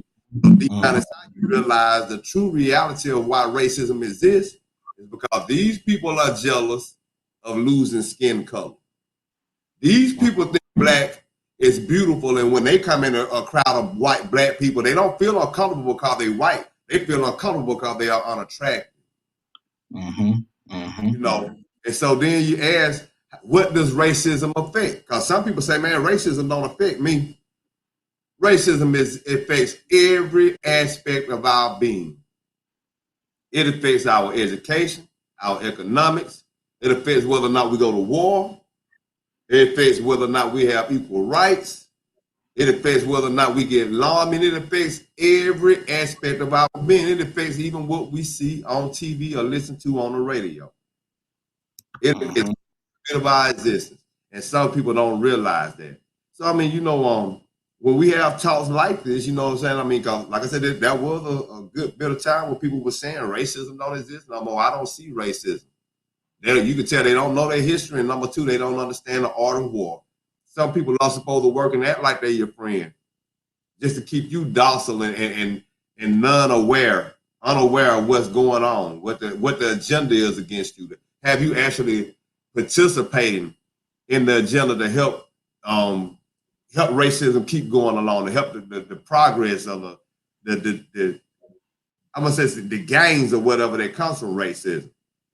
Sometimes, so you know, this is a deep topic, man. But like I said, we have to really get down to the psychology of this, the part that they how it works for them, why it works for them, and then how it affects us and what we do to contribute to the success of it. Because we ain't gonna get nowhere if we still participating in activities that's gonna allow racism to breathe. Good deal. Good deal. Let's go to Kate with the E. Kate, what's on your heart, sister? Kate with the E. I know how you and that mute button be playing over there, y'all. Y'all got something going on over there. Well, what's going on? What's on your heart, sister? We got a lot going on, and this is just a real. I'm loving the conversation. I really am. What's on your heart? I don't really deal with racism because I want to tell y'all my family's mixed. It's mixed. And so I don't deal with it, and my grandkids ain't raised like that. Nobody around me deals with it. We just don't. I was at a country Cracker Barrel getting me some food a couple of weeks ago, and the lady and her daughter was in front of me, and I had a mask on, and I was on my phone talking. And the girl turned around and laughed at what I said. I guess her mother turned around and seen that I was black. She snatched her all up in front of her and told her, and she's like, Mom, Mom. And she said, well, I don't want people out breathing all over you. And she just looked at her mom's face. And she had a mask on, and I got my mask on. And I just kind of pulled my mask down. I told the lady, I said, I think that's really fair for it to be 2021 and for you to feel like that. I said, because I wouldn't talk to your daughter. She laughed at something I said on my phone because she thought it was funny. And then she didn't even understand why you snatched her up there like that. I said, that don't even make sense because she has to go to school with black people. I said, so you making it hard for your kid when you do that to them. I said, but God bless you anyway. And she just looked, she didn't know what to do. She just hurried up to the register and paid for her stuff. I said, that doesn't make sense. You know, I could have been around you, black person, and you did all that. I said, you could have got smacked. She just looked at me. I said, but God bless you. I just left that with her. She hurried up and got out of there. She didn't know what to think. But it just don't make sense. A person could put an evil start thing because if I would have been back in the day, give her about 4 years ago, she probably would have got smacked. I wouldn't even bought nothing. I would have walked all the way up and door with that woman and smacked her for acting like that. Now your daughter just saying you get smacked for disrespecting a black woman. So that was so disrespectful. But I just told her, and the people in the restaurant just look, if I go there all the time, they know my face. They just looked at her like, we apologize for that. I said, no, she cool. I said, she's going to go somewhere else and she's going to get the wrong person and she's going to be in trouble. I said, because that just didn't make sense. We all got bad thoughts and we all 6 feet. Exactly. So she didn't have to stature like that. Her daughter didn't even understand it. I was like, that's let me ask you a question. So definitely it still exists. It does. Why? You'll never know why. And let me ask you this question, and I love the way you say you handled it because you approached her and you had a conversation with her in front of her daughter to let her daughter know that, you know, you're not a savage or anything of that nature. And so I love the message that you sent to the daughter. But let me ask you this. Had you been a couple of years ago and you slapped her in front of her daughter, what message, how would that have been a different message that you sent to the daughter at that time? Her probably would have known not to mess with a black person because they might smack you. Wow. Okay. Okay. Now I don't feel like telling no more. I'm still working on me. I think you missed me. I understand, sister, but I think you missed me there. I think you missed me a little bit there, but that's okay. I understand. No, you telling the truth. Yes, ma'am. I said to her daughter, there's nothing, and that goes for anybody, a black person, a blue person. If, you know, back in the day, I just didn't do it. Now, you know, he done worked on Sister K. She ain't gonna, if I reach out and smack somebody in this day and time, they really done push the button. And it's like they done pushed it and they got stuck. Yeah. Because all buttons don't come back out when you push them. And once it gets stuck, you're in trouble. So it's gonna be. I pray a lot for me. So it's gonna be. Nobody push that button. So it's gonna be Slap City. It's gonna be Slap City. Lord, my Jesus. Okay, we praying, sister. We praying. Toya, what's on your heart? Because and I love, like I said, I love how she handled the situation because she handled with maturity, and it's, I think it's in a great message to the little girl. But has she slapped her, Toya? Would that message been different? Oh yeah, you know, we could take stuff like that and be mad. And that's why I don't like black people. That's why I don't like Negroes. I mean, even back in the day, they was beating on them, raping them. If the black woman smacked them back, it was still, you know, detrimental. Oh, that's why I don't deal, da da da. But you know, no, of course, that could have potentially, because racism still exists, ended up, you know what I'm saying, in a bad predicament. You know, for K, depending on where you are, what city you are, and how the police officers are, and things of that nature. You know what I'm saying? So that's a reality that we face. You know, being in Black America and not being able to hold our emotion. You know, it's been proven that just because a human being gets verbal back with the cops and always going back and forth, they don't have to get shot, because when the white ones do it, now all of them get shot. You know what I'm saying? So it just depends on where you are. So absolutely not. Slapping somebody would not be issue. But it makes me think about this story with this lady holding her baby, and the baby's turned around about 1 year old in her arms, on the back. And then back in the back of the baby just a playing. So when the mama turned around, it's a homeless guy. So the mother turned around to go pull the baby away. And the baby looked at the mommy and bust out crying like, no, what are you doing? Like, why are you pulling me away?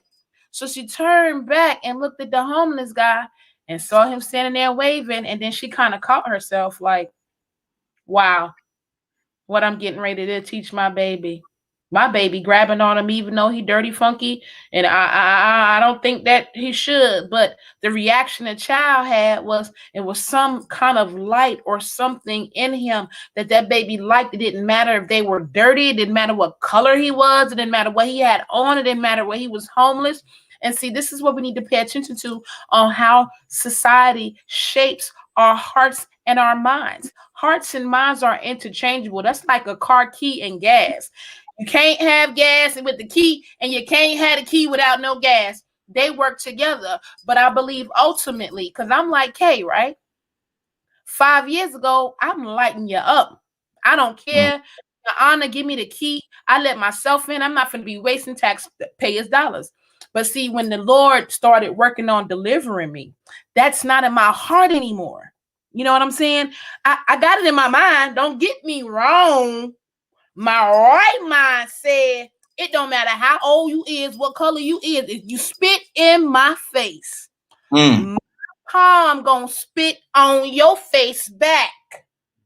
So, now it's like it's in my mind, but I've been working on some changes, and it's my heart that probably won't allow me to do that.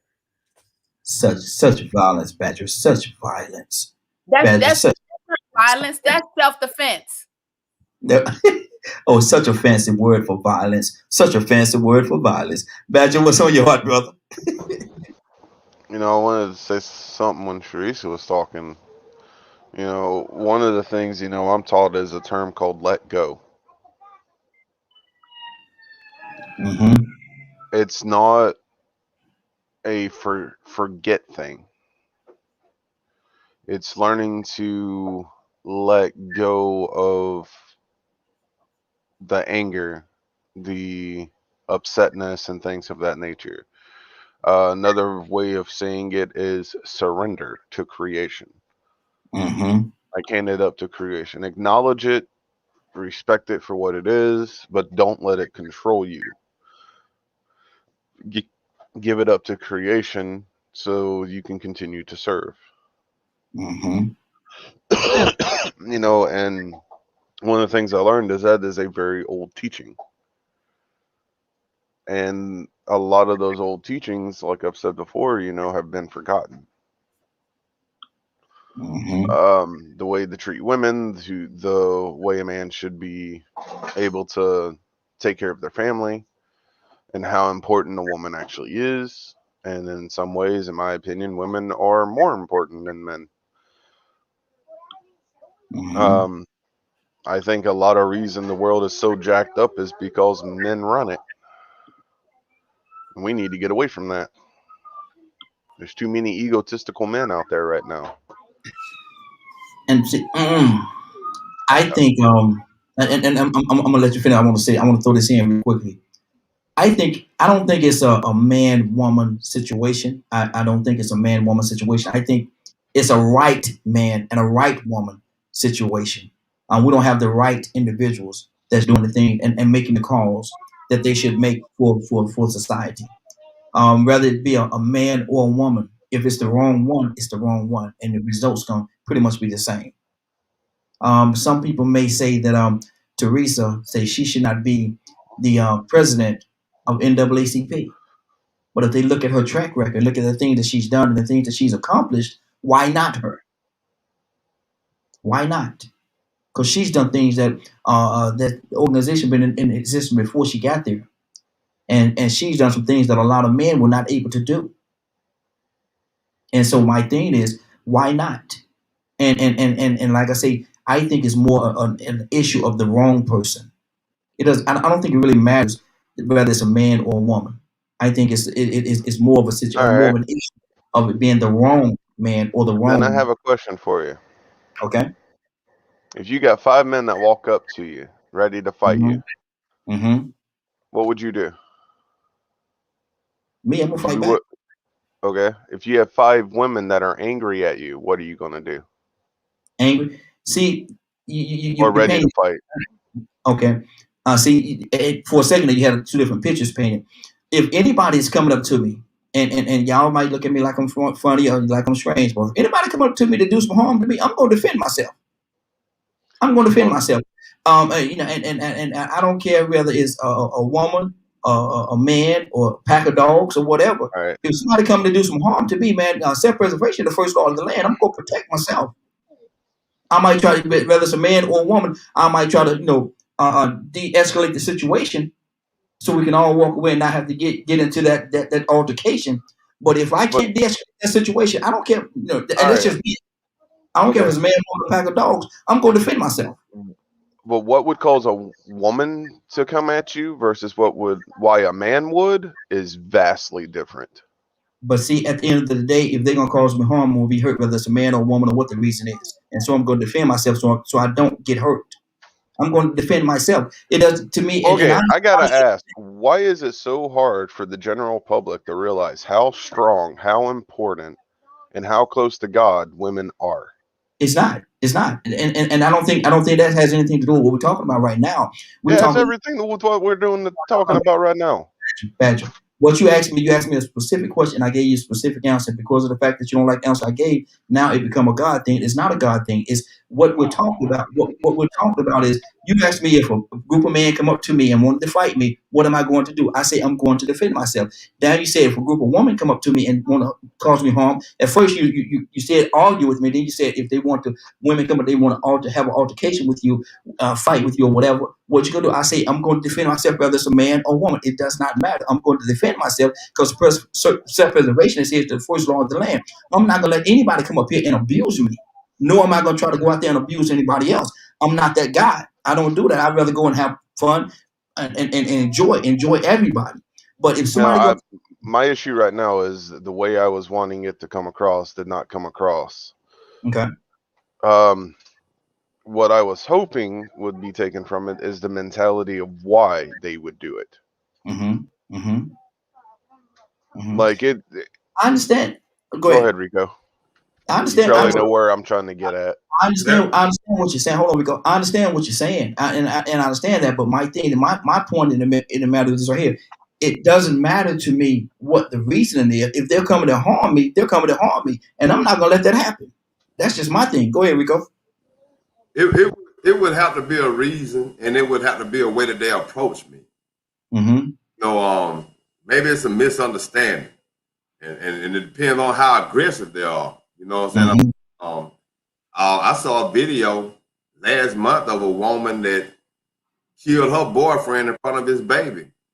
And he begged her to stop. And he kept asking her, let me hold my baby. She was like, nah, you ain't gonna hold your baby. She shoot him again. Then she went to trial and wanted all this leniency. And her mama got up there and said, not only do I want y'all to not give her life, I want you to give her the death penalty and sterilize her. She didn't deserve to have children. I mean, you got monsters in all walks of life, black, white, red, yellow, man, and woman. Ain't nobody that woman being the image of God, she got to earn that. You just ain't finna get that designation. Just like ain't no white man finna just get no designation that he's better because he's white. That's just right. You know what I'm saying? I mean, and so we got to get out of that. That's get out of that. Some humans are better or more important than other humans mentality. That's where I'm from. You know for a fact itself, I'm reading this ISIS paper. What we're discussing right now, I answer a lot of these questions. And I'm gonna read this little part from you, where he actually discussed what racism was. And he said that it should be noted in the majority of instances, any neurotic drive for superiority usually is founded upon a deep and pervading sense of inadequacy and inferiority. What he's saying is that you don't need to feel like you're stronger than somebody unless you feel like you're weaker than somebody. So that's what we come up with these categories and these stereotypes from, so we can label people to make us feel better because we are feeling inadequate somewhere. Not us as Black people, but human beings. Then you have a certain demographic of people that took it to a whole nother level, and they took it around the world and implemented it on everybody. They colonized and put themselves over Black people, white people, yellow people, red people. Ain't nobody else in the history of the world did this, and then classified these people by a race or a category. Then no Black people come up with this Anglo-Saxon, Caucasian, this terminology. Didn't nobody Black. This was somebody inadequate and inferior with low self-esteem that felt out of place. They had to say, you know what, man, I need to build up my stature so I can show that I got some value too. So what I'm gonna do is I'm gonna say, as a white man, I'm gonna take the picture of Jesus and I'm gonna change them to my color, and I'm gonna go around and I'm gonna misappropriate everybody's laws, and I'm gonna implement on them this messed up law that I got from this little young culture that we just come from, and we're gonna tell them that this is the way things are supposed to go. And if they don't act right, we're gonna use weapons of mass destruction. So you know, we really have to understand the human psyche. This is a very and Rico, let me and how twisted of a mindset is that, Rico? How twisted of a mindset is that? It's very twisted. That just goes to show you how psychologically thrown society is. And then on top of it, not only thrown but confused, because we don't even understand what is this institution and this organization of racism come from or how it operates. We just know it's there when it hits us in the face. And so we go to certain jobs and make all kind of money and say that we could vote for certain people because we get commas, we got extra commas and zeros. Or we can ignore certain issues and go and vote for conservative, and not acknowledging the fact that he won't disavow racism. Like Ku Klux Klan, he won't label them as a terrorist organization. He say that they're bad. None of them on the conservative side will. They won't even address the issues that exist. So you know, we have to do that. That's gonna have to be something that we get together psychologically and identify, because like I said, we don't even realize how that system works, how the institution works, or that it even is an institution. You know, we do have a bunch of opinions. She mentioned earlier that her grandmother was racist, and then you got a lot of us Black people that say, you know, hey, Black people can't be racist. Be biased, but that very word racist is something that we can't be. But that is based on each man's interpretation of how they receive it. So we're going to address that. But one thing I do know, white supremacy don't have no discrepancies. And when they do, they still come together for one single cause. We can't come together for that one cause. Good. Absolutely. We got another caller. Caller, what's your name? Where you calling from? Good morning, Raheem. Leonard, what's going on, man? How you doing this morning? I'm doing just fine. How are you? Hey, doing well. I want to ask you a question stemming off what Rico just said. And some people believe they can, some people believe they can't. But can Black people be racist? Of course. Everybody can be racist. Anybody can be racist. There's more than one race or two races. There's people just as racist over in another country as there is over in this country. The faces just may be different. Okay. They got Chinese. There's Chinese just as racist against Japanese folk. And the thing about it is, it's not so much as racism as sometimes you also dip into nationalism. Okay. Now, over here, you know, because, you know, white people ain't that complicated. So they separate between Black and white. That's fine for them.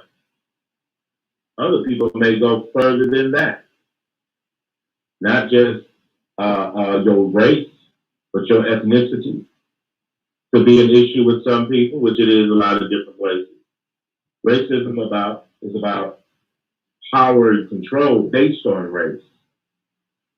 It's not definitely white or Black. It's the power and control you use based on race. Okay.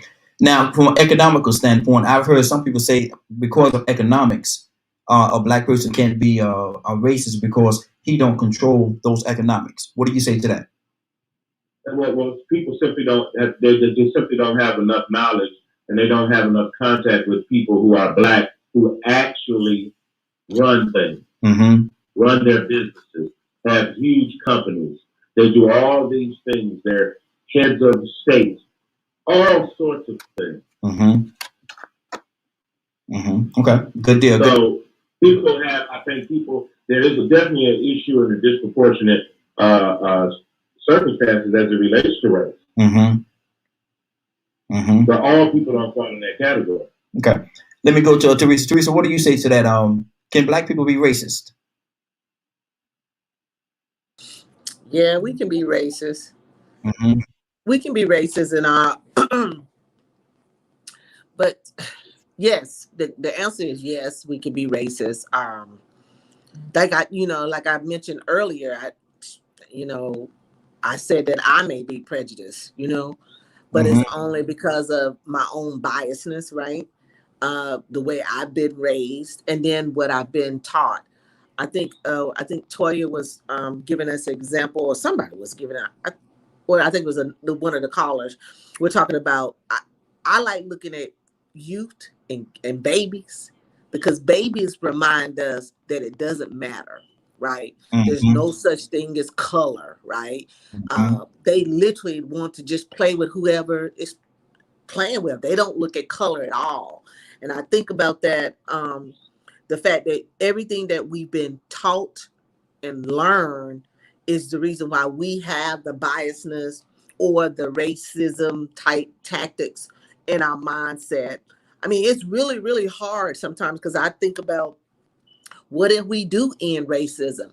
I literally won't have an excuse, right? I mean, it takes a lot of things where we go around saying, well, they gave that contract to them because they white and I'm black, right? I won't be able to say that anymore. Is that really where we want to get to? And I know it's going to take us a while, but even on the side of, yeah, I may have a little racism in myself, but it's because of what's been done to us, to the reason why I think we have it.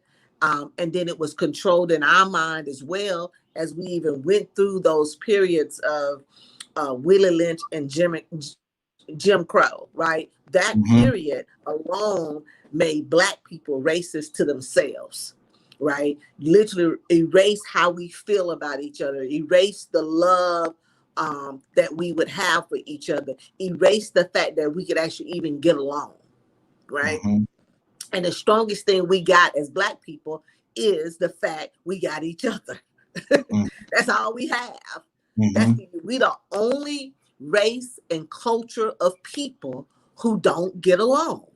You know, just like the Hispanic group, they have a real close family knit. I think we do too. But the difference between them is they would bring all the family together in one spot. We're going to live in this one spot, get our stuff together so that when you go out, everybody's done like that. In the black community, it's not like that. You know, it's more like, okay, I raised you, now you need to figure this thing out. But that's not how, and that's what we were done, right? When we got out when we were told we were free, like 2 years later, when we figured it out, right? We didn't know what to do. Yeah. And we scattered away. Right? Yeah. Didn't have Even a game. with the Southern thing, all of my family went from the South to the North. We didn't handle the issue of racism. We ran away from it. So it's still within us. We didn't get rid of it. So yeah, I think we're racist in our own way. Exactly. Yeah, exactly. Toya, what do you say to that? What's on your heart? Absolutely. You know, I didn't know racism had to do with color. You know, like if you're a human being, right? And you, it has to do with color when it comes to disliking a certain color. But like, just because you are a certain color doesn't mean you're not a racist. See, this is what I come from talking about. See, when God gave us power with dominion and saying stuff and doing stuff and being stuff, right? We still listening to somebody else. When you know good and doggone well, if you feel like you don't want to like somebody for whatever reason, if it is from a color, you can do that. The Webster Dictionary can't tell you that you're not racist because you're black. Along with the other millions, tons of lies and rhetoric that they put, we feel pain less than them too. How about that one? Remember that one? Yeah. All we do is we ain't got no cars. All we do is make babies and this, that, and the third. You know, so it's like that. That's that thing that we have to get away from. That's kind of like the Bible and the pastor, right? That's what they was telling us. We couldn't read. We still go to church. We still don't read. We still listen to the pastor. And we still don't listen to the Lord. You know what I'm saying? So it's like we have tools that we have that we need to utilize and execute. We're dropping the ball on execution. So I got to stop and say this. I was born in 1977. And you know what? It was just the way life was. It's what we went through. So we didn't pay no attention. But I did not make the conscious choices and decisions that I should have, knowing our history and where we came from. You understand what I'm saying? And everything that I did was in a mix of Brooklyn projects with Black people, hardly no whites around. Even if the root cause back in the 60s was the initial avalanche, but the snowball effect still led to why we were there. So there's now a personal responsibility in 2021 now that we have to achieve and maintain. You know, I feel like I'm behind the 8 ball because I've been knew about Malcolm X. I've been knew about Martin Luther King. I've been knew about Harriet Tubman. I've been knew about our struggle, but I choose to let the devil deceive me with all these thousands of other things when the focus at hand is that humanity needs help. So, you know, all those other things that I was doing, I wasn't helping humanity. I was contributing. You manipulating, and I'm just talking about women stuff, right? Because we talking about color, but how about I hated men? I was molested. So I hate men. I'm gonna conquer you. I'm gonna do whatever I gotta do to break you or do whatever. And that's the type of racism. That's the type of prejudice. You know what I'm saying? So we have to start utilizing the tools that we have to set the scoreboard. I don't think the NAACP need to go nowhere. You see what happened the first time we ain't had nobody representing us. That's not how corporations work. Everything has its own area. Everything must need to be looked at. And as a matter of fact, we need to up it a little and have it be a department of justice type of scenario when it comes to this. And we need to be getting paid and getting grants from the federal government. Don't tell them I said that. They already got my phone tap. But I'm just saying, this is something that we need to exercise and we need to push, and we never need to back down on, period. And I will say the same thing for African Latinos, Indians, whoever. If that's what you feel you want to do to preserve the rights of your heritage, then absolutely you need to stand up and fight for it. Just like the LGBTQ, I don't agree with you being gay, but don't nobody have the right to mistreat you, beat you, burn you, keep you out of a job, or anything like that. And if that's what you want, absolutely you got the right and the tools to get up and fight for fairness across the board. Because the same way it ain't right for white, the same way it ain't right for Latino, Chinese, or the animals even. We can't take it upon ourselves as humans to try to want to classify who's better than someone else. There's no woman that's a god. We are a god, but we're not the god. There's no woman better than a man better than a woman, adults not better than children. That's some more stuff. You know, we can beat kids, or I brought you in this world, take you out because you my child. But technically, no, that's still, you don't do that. It's a human being. You know what I'm saying? So there's a lot of these things that's a part of our culture that we need to work on. That is types of mental illnesses now. We're not peeping that. But there's different things that I hate Black people because I got my butt whipped by a Black man because whatever the issue was, you know what I'm saying? Like, we all have issues and vices that make us hate. It turns our heart cold, and we don't want to deal with that. And now we let our mind do even more horrific things. So, you know, until we actually acknowledge, and somebody said that earlier, the root of the problem, whether it be the chemicals, the water, the medication, or the system. Once we narrow it down, we need to take the tools necessary and put our best effort forward, so that way we can not go backwards. Absolutely, absolutely. We got another caller. Caller, what's your name? Where you calling from? Good morning. This is Bishop. Good morning, sir. How you doing this morning?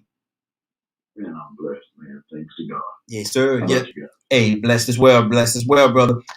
Let me ask you a question. Can black folks be racist? Yeah. Mm-hmm. Black folks can be racist. Black folks can be racist towards others, races or nationalities. They can also prejudice toward them, racist toward them. It's the behavior of which they learned. They adapt to certain things. And typically, black people have a very negative stereotype that's been projected by certain individuals. And so when people look at us, they're either afraid of us, they hate us for what reason. And oftentimes speak this plainly because we didn't ask to get on the ship to come over here to be slaves to an individual. And because of what happened back in 1861 through 65, the Civil War, is the South was fighting to keep blacks in bondage, to make them continue to be slaves. And when we got our freedom through Abraham Lincoln, through the Emancipation Proclamation, which if you go back and read it, you'll understand a whole lot more. So I'm just trying to give us just a positive face to what we're dealing with. But they wanted to keep us in bondage. So they generated hate against us, toward us, and instead of looking at the fact that we are men, that we are human beings, they just want to project that negative. And we grapple to it, and we reject it, and we project it towards our very own because of what has been put out about us. So yeah, the answer is yeah. Okay, good deal. Let me ask you this question right here. And integration. When we integrated, I actually asked Teresa this question earlier in the broadcast. But when integration came and we integrated, do you think, Bishop, looking at hindsight right now, did that help us or hurt us as a people?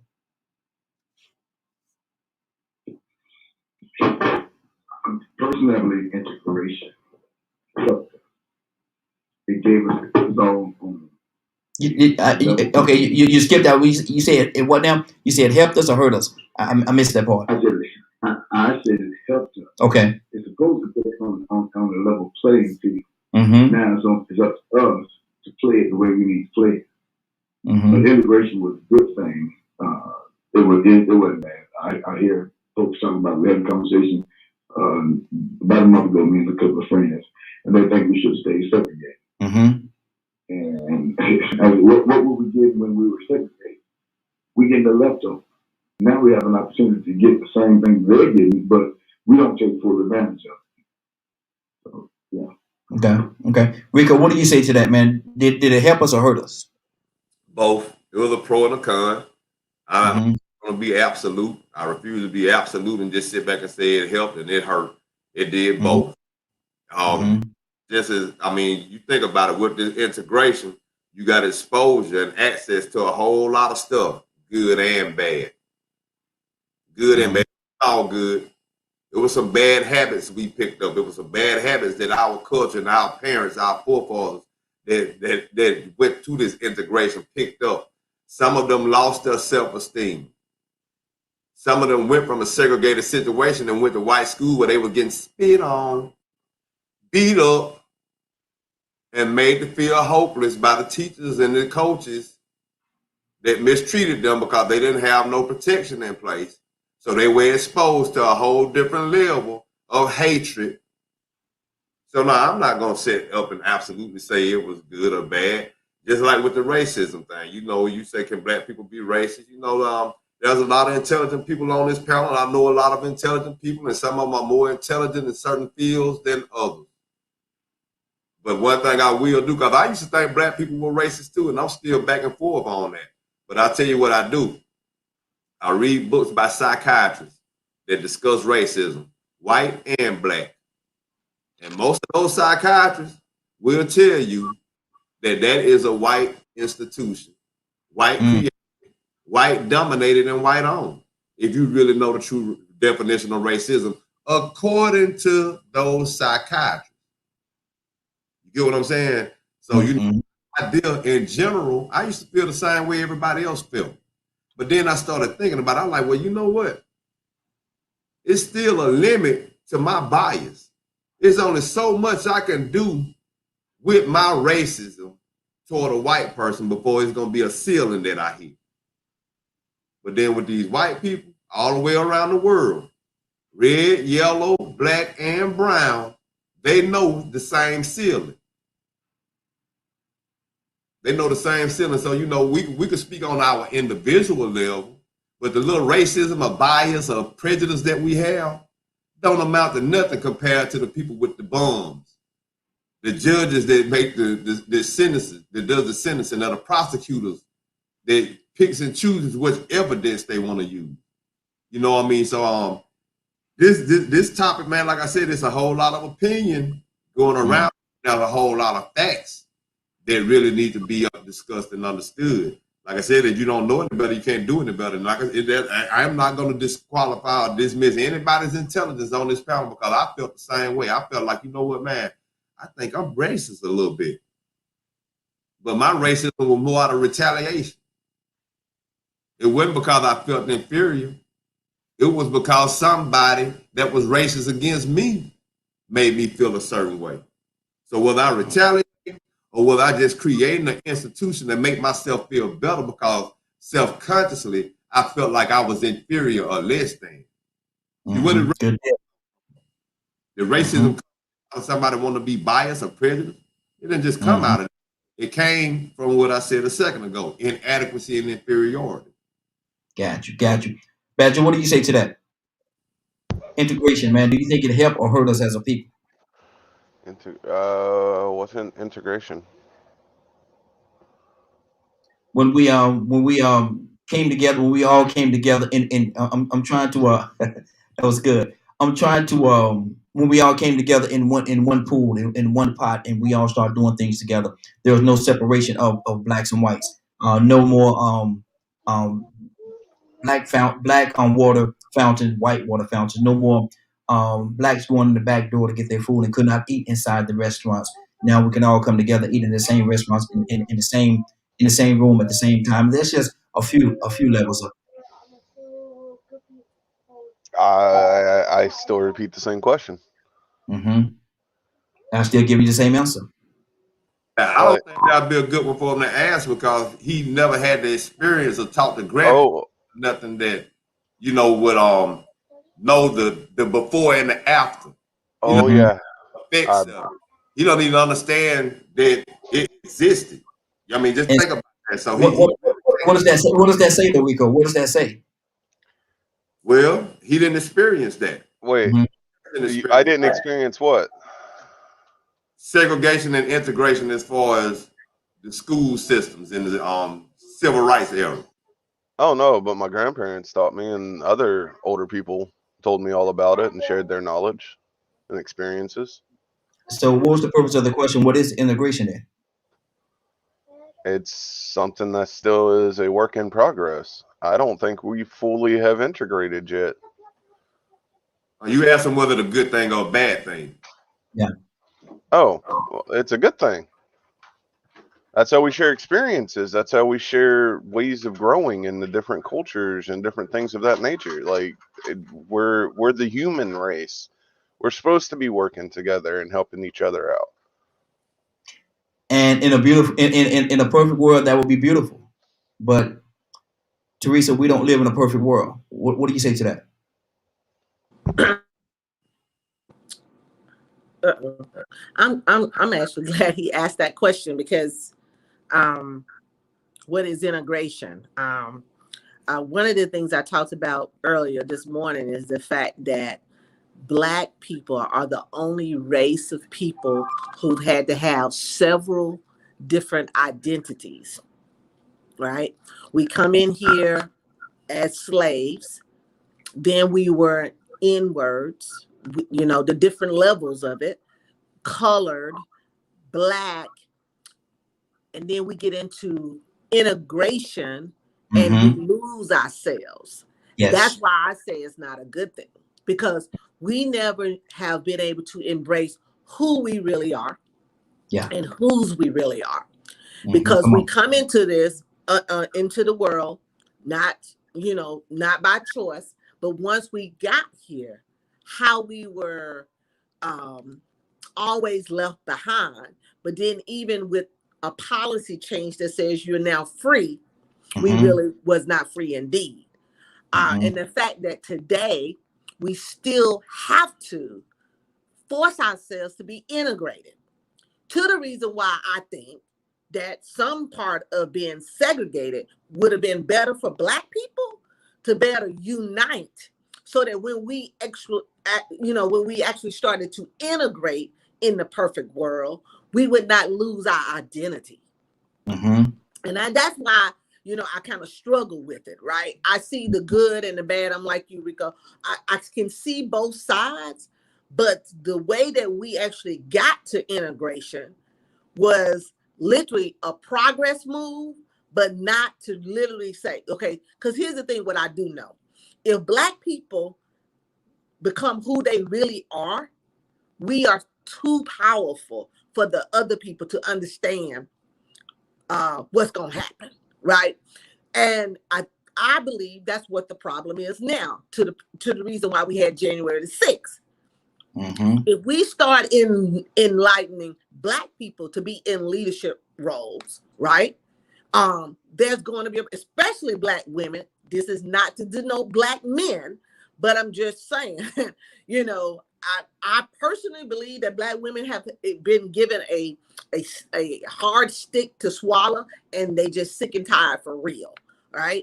Black men have too, but they didn't have the support to actually keep them to be strong and to be able to step up and lead us but the Black women right now, we're able to say, no. We know, we're educated, we know the rules, we know how to play the game, but we also want to make results for our community, whatever that community looks like. We're not trying to be on the hatred side. That's not what we're trying to do, but we want to acknowledge that. So to me, when we think about the integration for Black people and integration for the Asian community, the Hispanic community, and even the Native American community, is totally different than the Black community. And I think that's what we have to realize, that, it's just different for us. And that's why I want Black people to unite together first. Good. So that we actually integrate with the other people, so we can be on one accord. We're the only group of people who cannot be on the same page. But first, get us to an equal and even playing field before we can bring other people involved. Put on what I'm hearing you say. Is that correct? Yeah. Okay.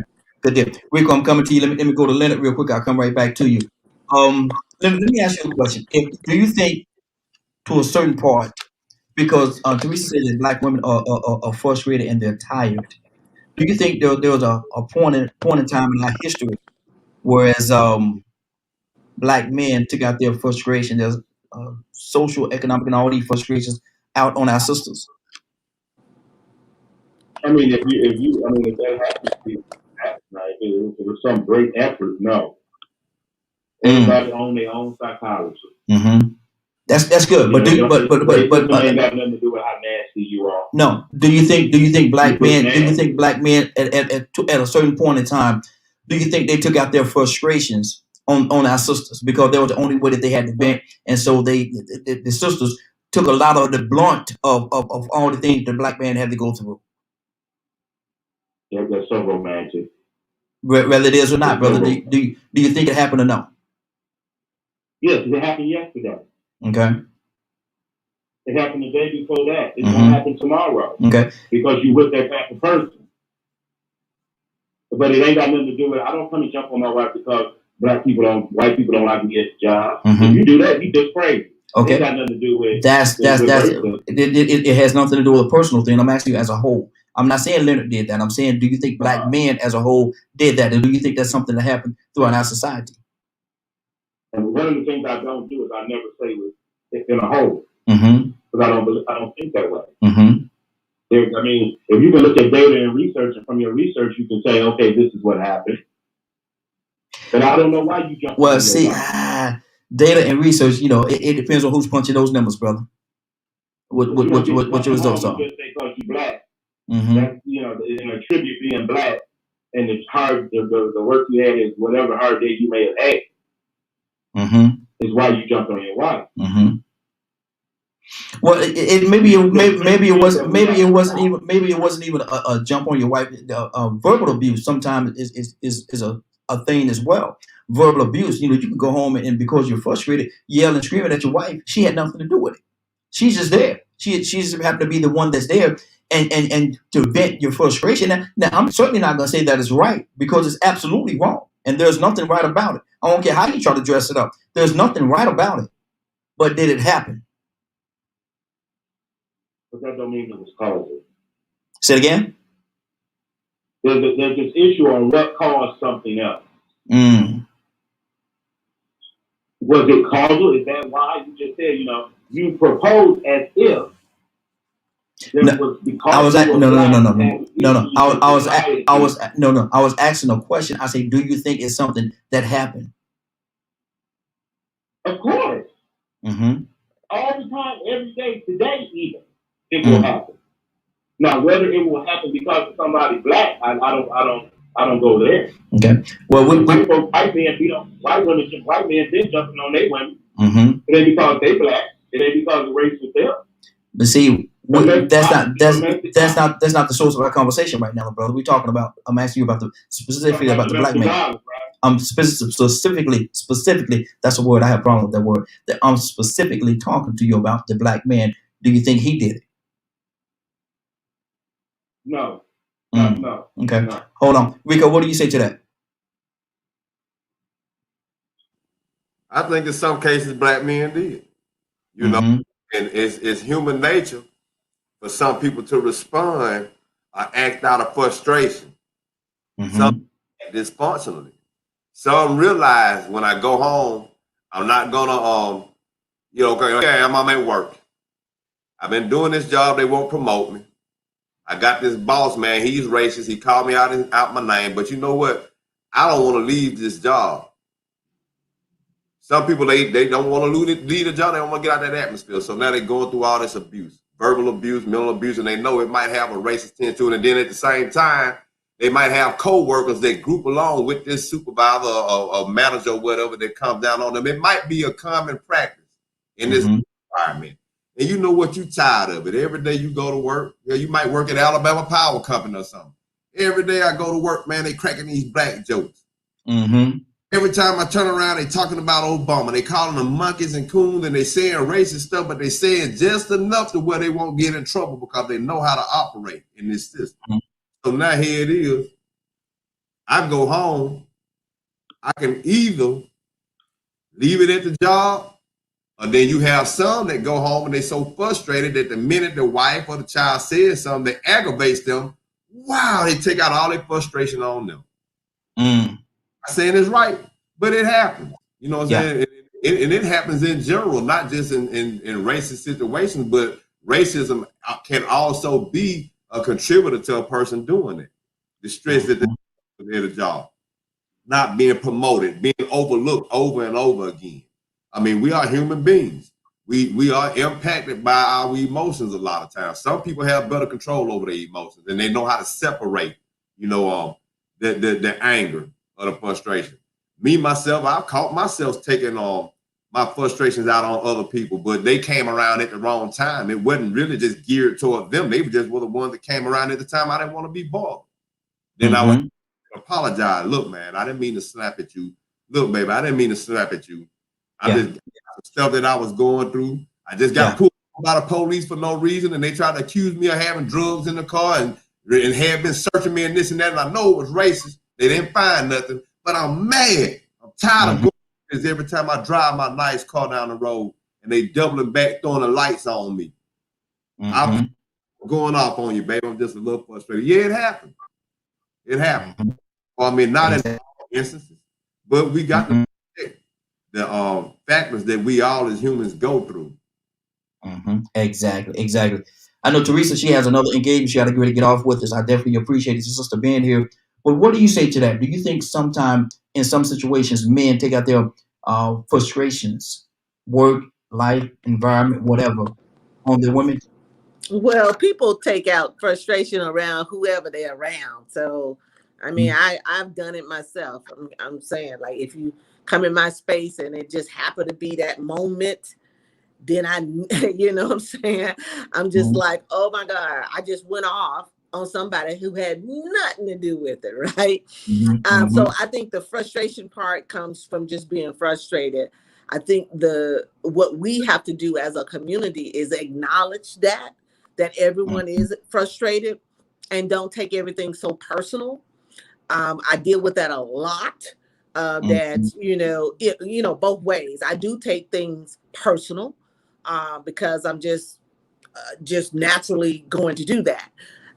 It's not the best thing to do. I'm actually learning. I'm a work in progress myself to learn how to not take things so personal, but to get to where I can actually have a conversation or communication to say, this is what I heard you say, or even say, this is what I received from what you said, right? Because I think that's a different statement. I've dealt with that where Black people can say certain things to me and it doesn't bother me. But when white people say certain things to me, it bothers me. Because I'm bossy and all this kind of stuff. When a Black person says it, it doesn't bother me as much. But when a white person come and tell me, oh, Teresa, you a beast. I'm like, wait a minute now. You can't say that. You know what I'm saying? So I get in my Black girl magic for real. Like, what? But so I'm still working on that. But what I'm trying to do is be able to express and share that with them so that they understand it's not personal. It's just how I feel. And it is my experiences that I've been dealing with to how I'm dealing with these type of things. That's why I say, and I go back, if we end racial and hatred discrimination, then what? Like literally how we're going to live, because someone already has said that we're programmed, right? And it is very, very hard to unprogram someone, right? So we got to really work this thing together, hand in hand. Yes. And be able to have the hard discussions. And don't be afraid to do that, right? Like I said, I can finally say that I'm proud to be Black and use the word Black, right? I'm not people of color. I'm a Black woman.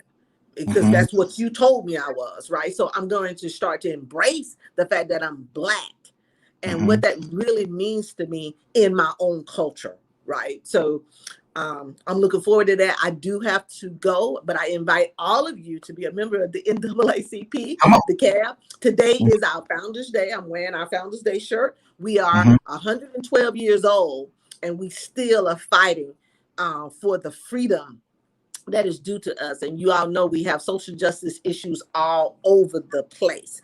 But today you'll be able to hear from the CAB at 5 o'clock as it relates to where we're going, what we've accomplished and where we're going. And then at 5:30, the Georgia NAACP president is going to do a presentation about the whole state of Georgia and where we are and where we're going to. You're all invited. There's no discrimination. It's not a Black thing. It's a people thing. And I want everyone to be a part of that. And if you have any questions or want to get in touch with me, just look at our website at www.naacpdecab.org and join if you're not a member. Hey, Teresa, put it in the comments. Add that in the comments, and I'll post it on the screen. Rico, you had a question. I don't know if you want to ask the question before Teresa got out of here, but what's your question? What were we actually trying to integrate into? When was integration a good thing? What were we integrating into? Thank you, Teresa. I think it was more their system.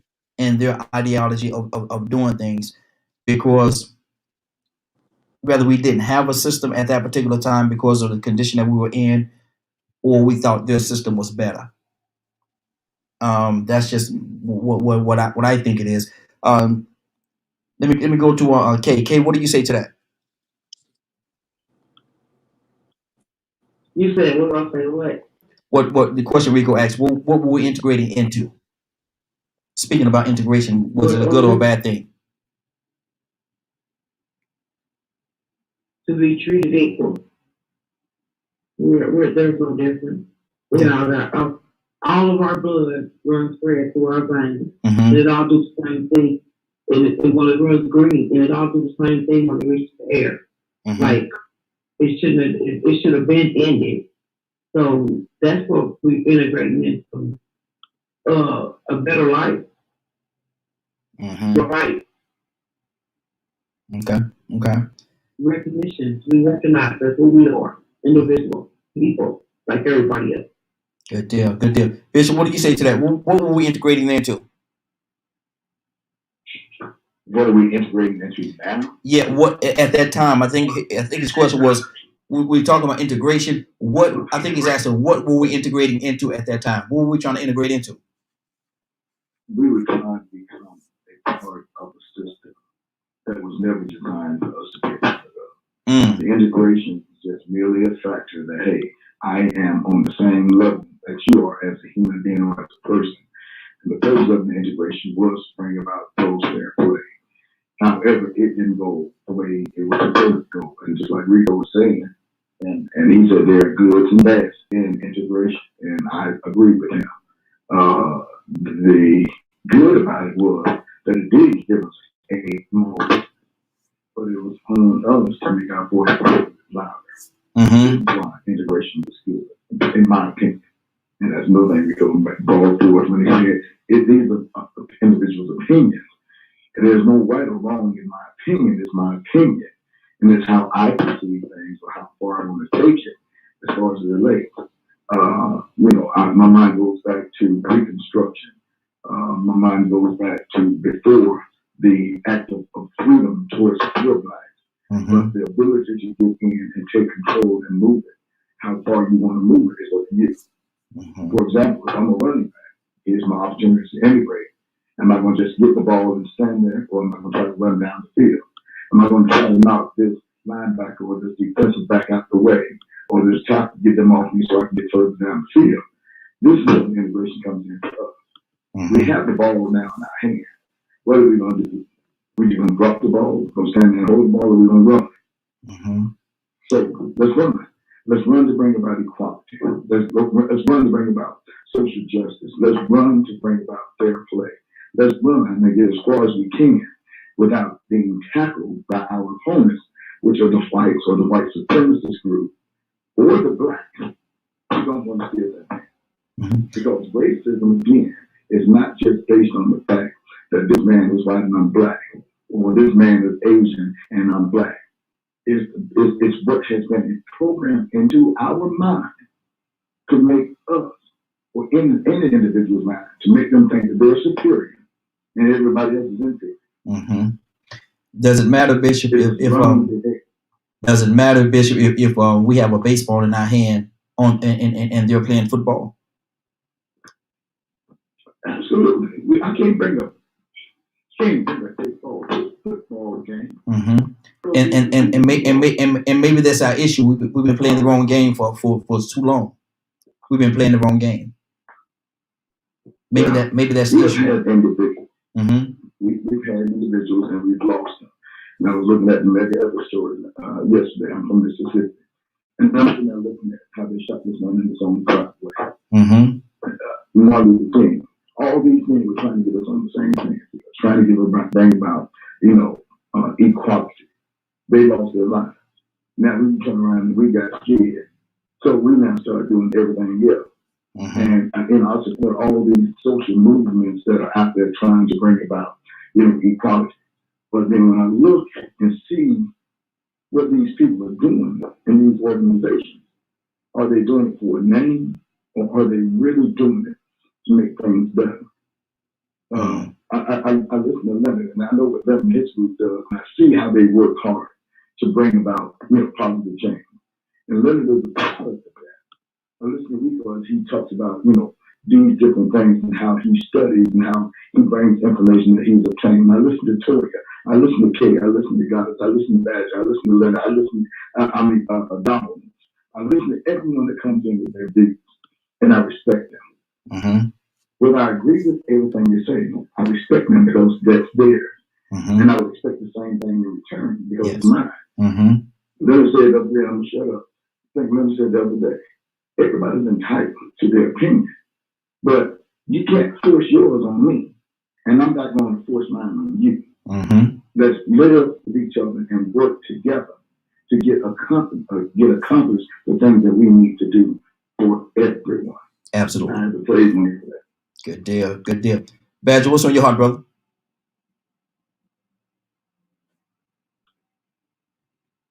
Badger, you need to pull your mic down. Sorry, thank you. Okay. Well, while we're having the talk show, I've got people hitting me up on Discord, so I'm like, just go. So it's. I was thinking about the question that Rico asked.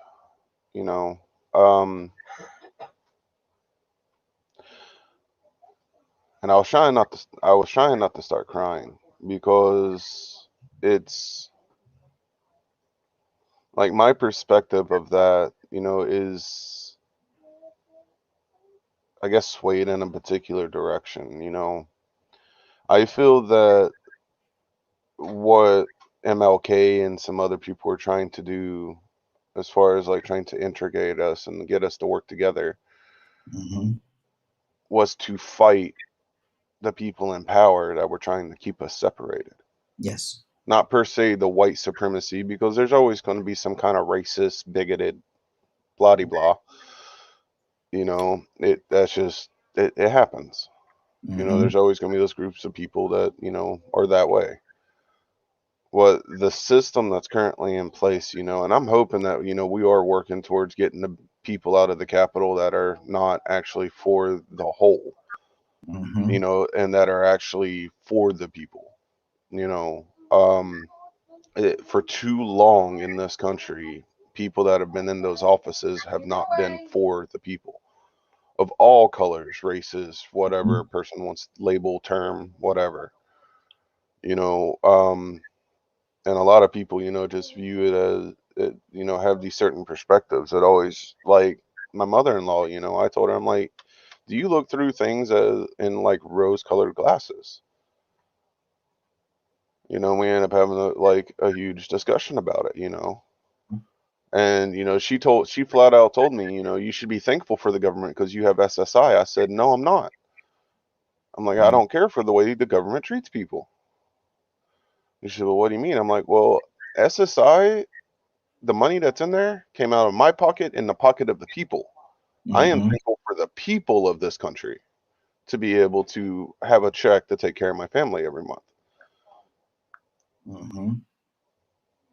Mm-hmm. So yes, the government might have put that building or corporation into place, but those politicians aren't putting money in it. Mm-hmm. The American people are. Yeah. The American people are taking care of the elderly and disabled and things like that. Mm-hmm.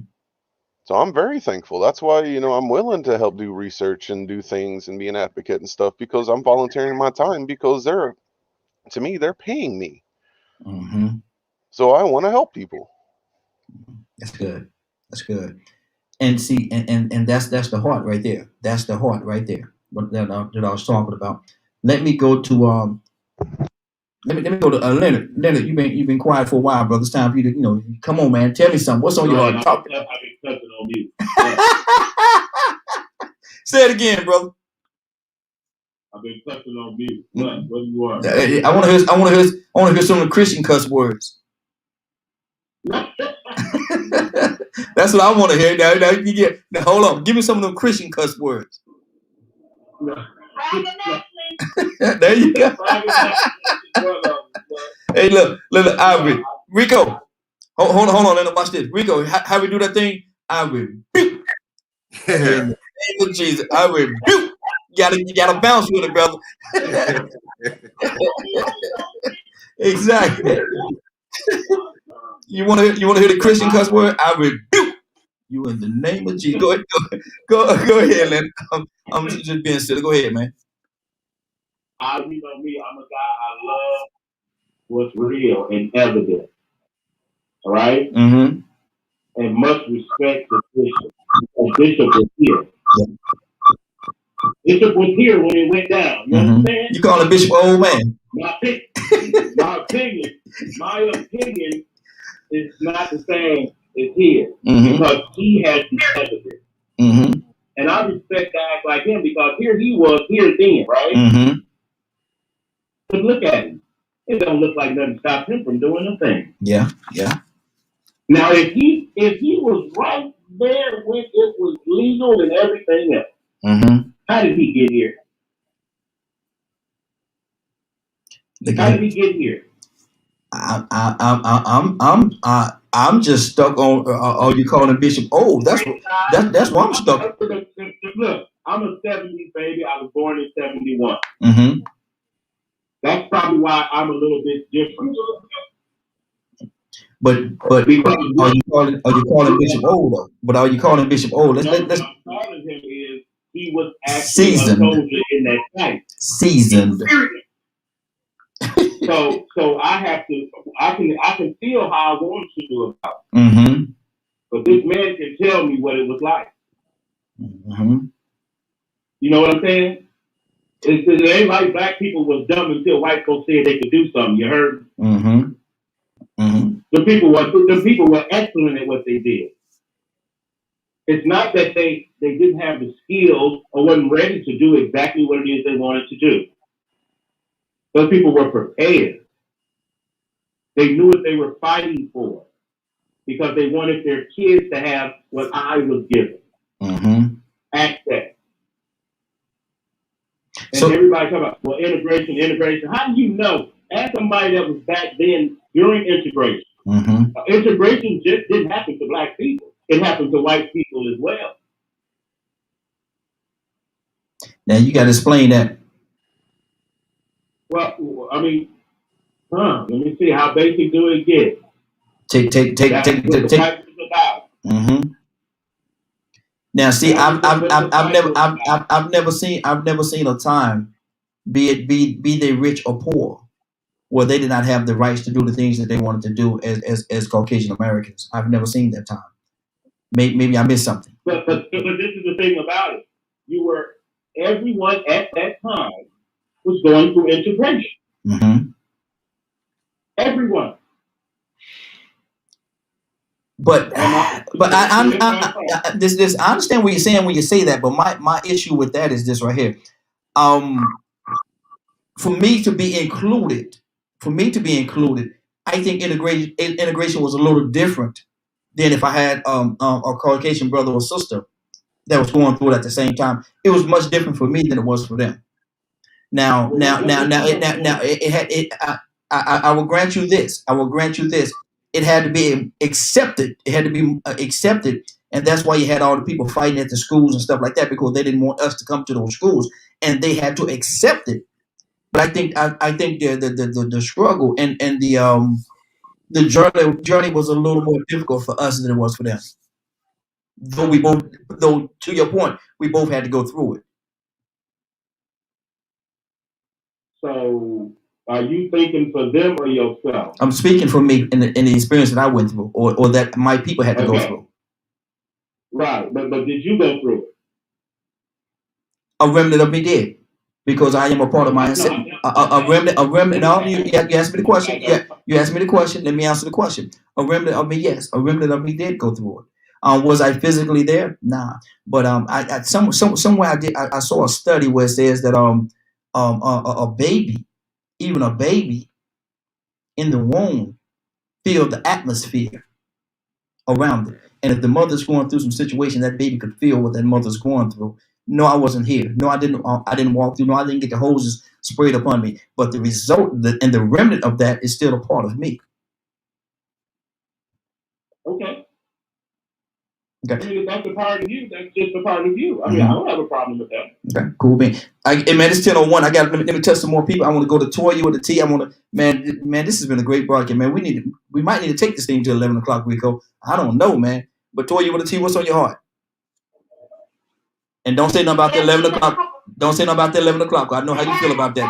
Don't even say it. Don't even say it. Okay. Okay. But see, they insist us integration on the premise of us actually having the Constitution apply. Mm-hmm. You know what I'm saying? It is say, oh yeah, but we're still gonna hold you down with one hoses and let dogs teach you. They sent this to us on the premise after they destroyed everything that everything was gonna be fair. Mm-hmm. So that was the first treatment lie. Racists are like insecure men who think their girl is cheating and then you abuse her and you gotta go back and tell her whatever you need to tell her for her to stay. Like that's the cycle that we're going through with them. Because we're still fighting. Look at George Floyd. Okay, so it's not as rampant as it was in the 60s, but the remnants are still carrying on. Yeah. And I gotta get a little deeper. We had a lot of lost people, but we only speak about specific Emmett Till. You know what I'm saying? Only certain people hit the news. Just like now. But there were thousands of black men dying. Thousands still dying today.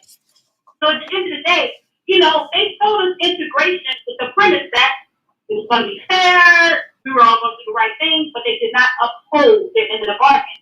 So when I think of integrating now, I don't think you have a clear defined vision. We just fight to be equal. But there's no persistence. We need to be going to integration with excellence. We need to be headed to that way to achieve manufacturers and self-preservation for our culture. So I still, even today, when I hear them talk about the things that black people be asking for because everything that's happened, I still don't see a clear defined vision on how we are going to be self-sufficient. We need to be, more specific with that integration now because we weren't then. So, I think the premise of it was for equality, but just like the law, you're supposed to come and protect and serve, but yet still you cause the problem to kill it.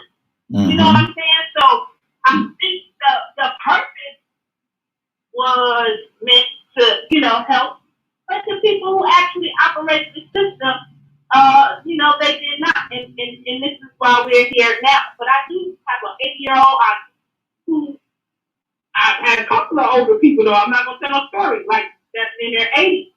And they got different stories. But a lot of them say that integration was the worst thing that ever happened. Because we want their ice and it's colder. We want their pants and they're nicer.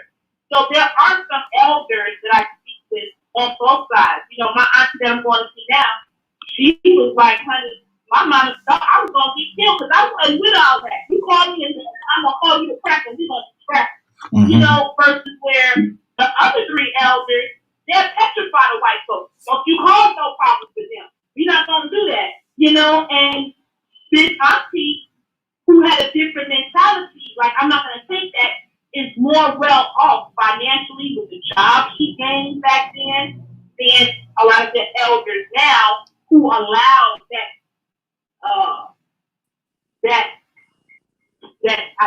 put down of what we couldn't do. I can tell the difference in the ones who said they shouldn't have integrated and they didn't go nowhere versus her, who's pretty much well off, and she still feels, it wasn't a good move. But I think that that's our part. That was our I guess you can say, sea opening to try to unite. And we have to unravel so many years of that Willie Lynch syndrome that people possess. And until we get that, we're always going to have a problem. Good deal. K with an E, what's on your heart? I agree with Toya, and I agree with what you said when you said that a baby can feel the mother. That's really true. It's even true once they get here, because my kids can come in the door and I can bother. And they'll be like, no, that ain't true. What's wrong? Something ain't right with you. So they can feel it, and a person that love and care for you can feel it. Yeah. If they sincere with it and they really care about you, they can feel it. Don't even matter if they're across the world somewhere. I have a friend call me, the power went out, and she called me from Denver. And I was like, what made you call me? He said, I just wanted to make sure you was all right. I've been sitting here in the dark. I know how the homeless feel now because it was cold in here. I just got under my blanket and went to sleep and came back on and all the power was back on. But he felt it. So we've been friends for years and years and years. And he felt something was right. And that ain't the first time she called me. Like, so people that really, truly care, they do share your feelings. Exactly. Absolutely. Absolutely. It was an awesome show. I appreciate it, sis. Appreciate it. To God be the glory. Bishop, what's on your heart? Man, I want to thank everyone for praying for me the other day. And since Raheem put out when, Bishop, I'm pretty sure he'll tell y'all what happened. We crack jokes and carry on, man. I love you, man. My friend, my brother. But when somebody's down, somebody's going through something, you're quick. And we're going to jump in the spot. We have somebody to pray for us. And I spent a little time in the hospital. My arm swole. Somehow or another, I had no idea, but the pain was radiating all the way up to my shoulder, hoping that it didn't get to my heart, and they thought I had a blood clot. Because I got this iron rod in my arm and in my leg, but in my arm, it was swollen, man, it was swollen. But I thank God for the power of prayer. Yes, sir. Yes, sir. And I'm a firm believer that I don't care whether you be male or female, black, white, whatever. You want to go to God for me, go to God. And just pray. And then God do the healing from that point. So the doctor got me on what's called blood rest. And got me on some good stuff. It knocked me out. But I didn't want to take nothing until I got on this show today to tell y'all. Thank you so much.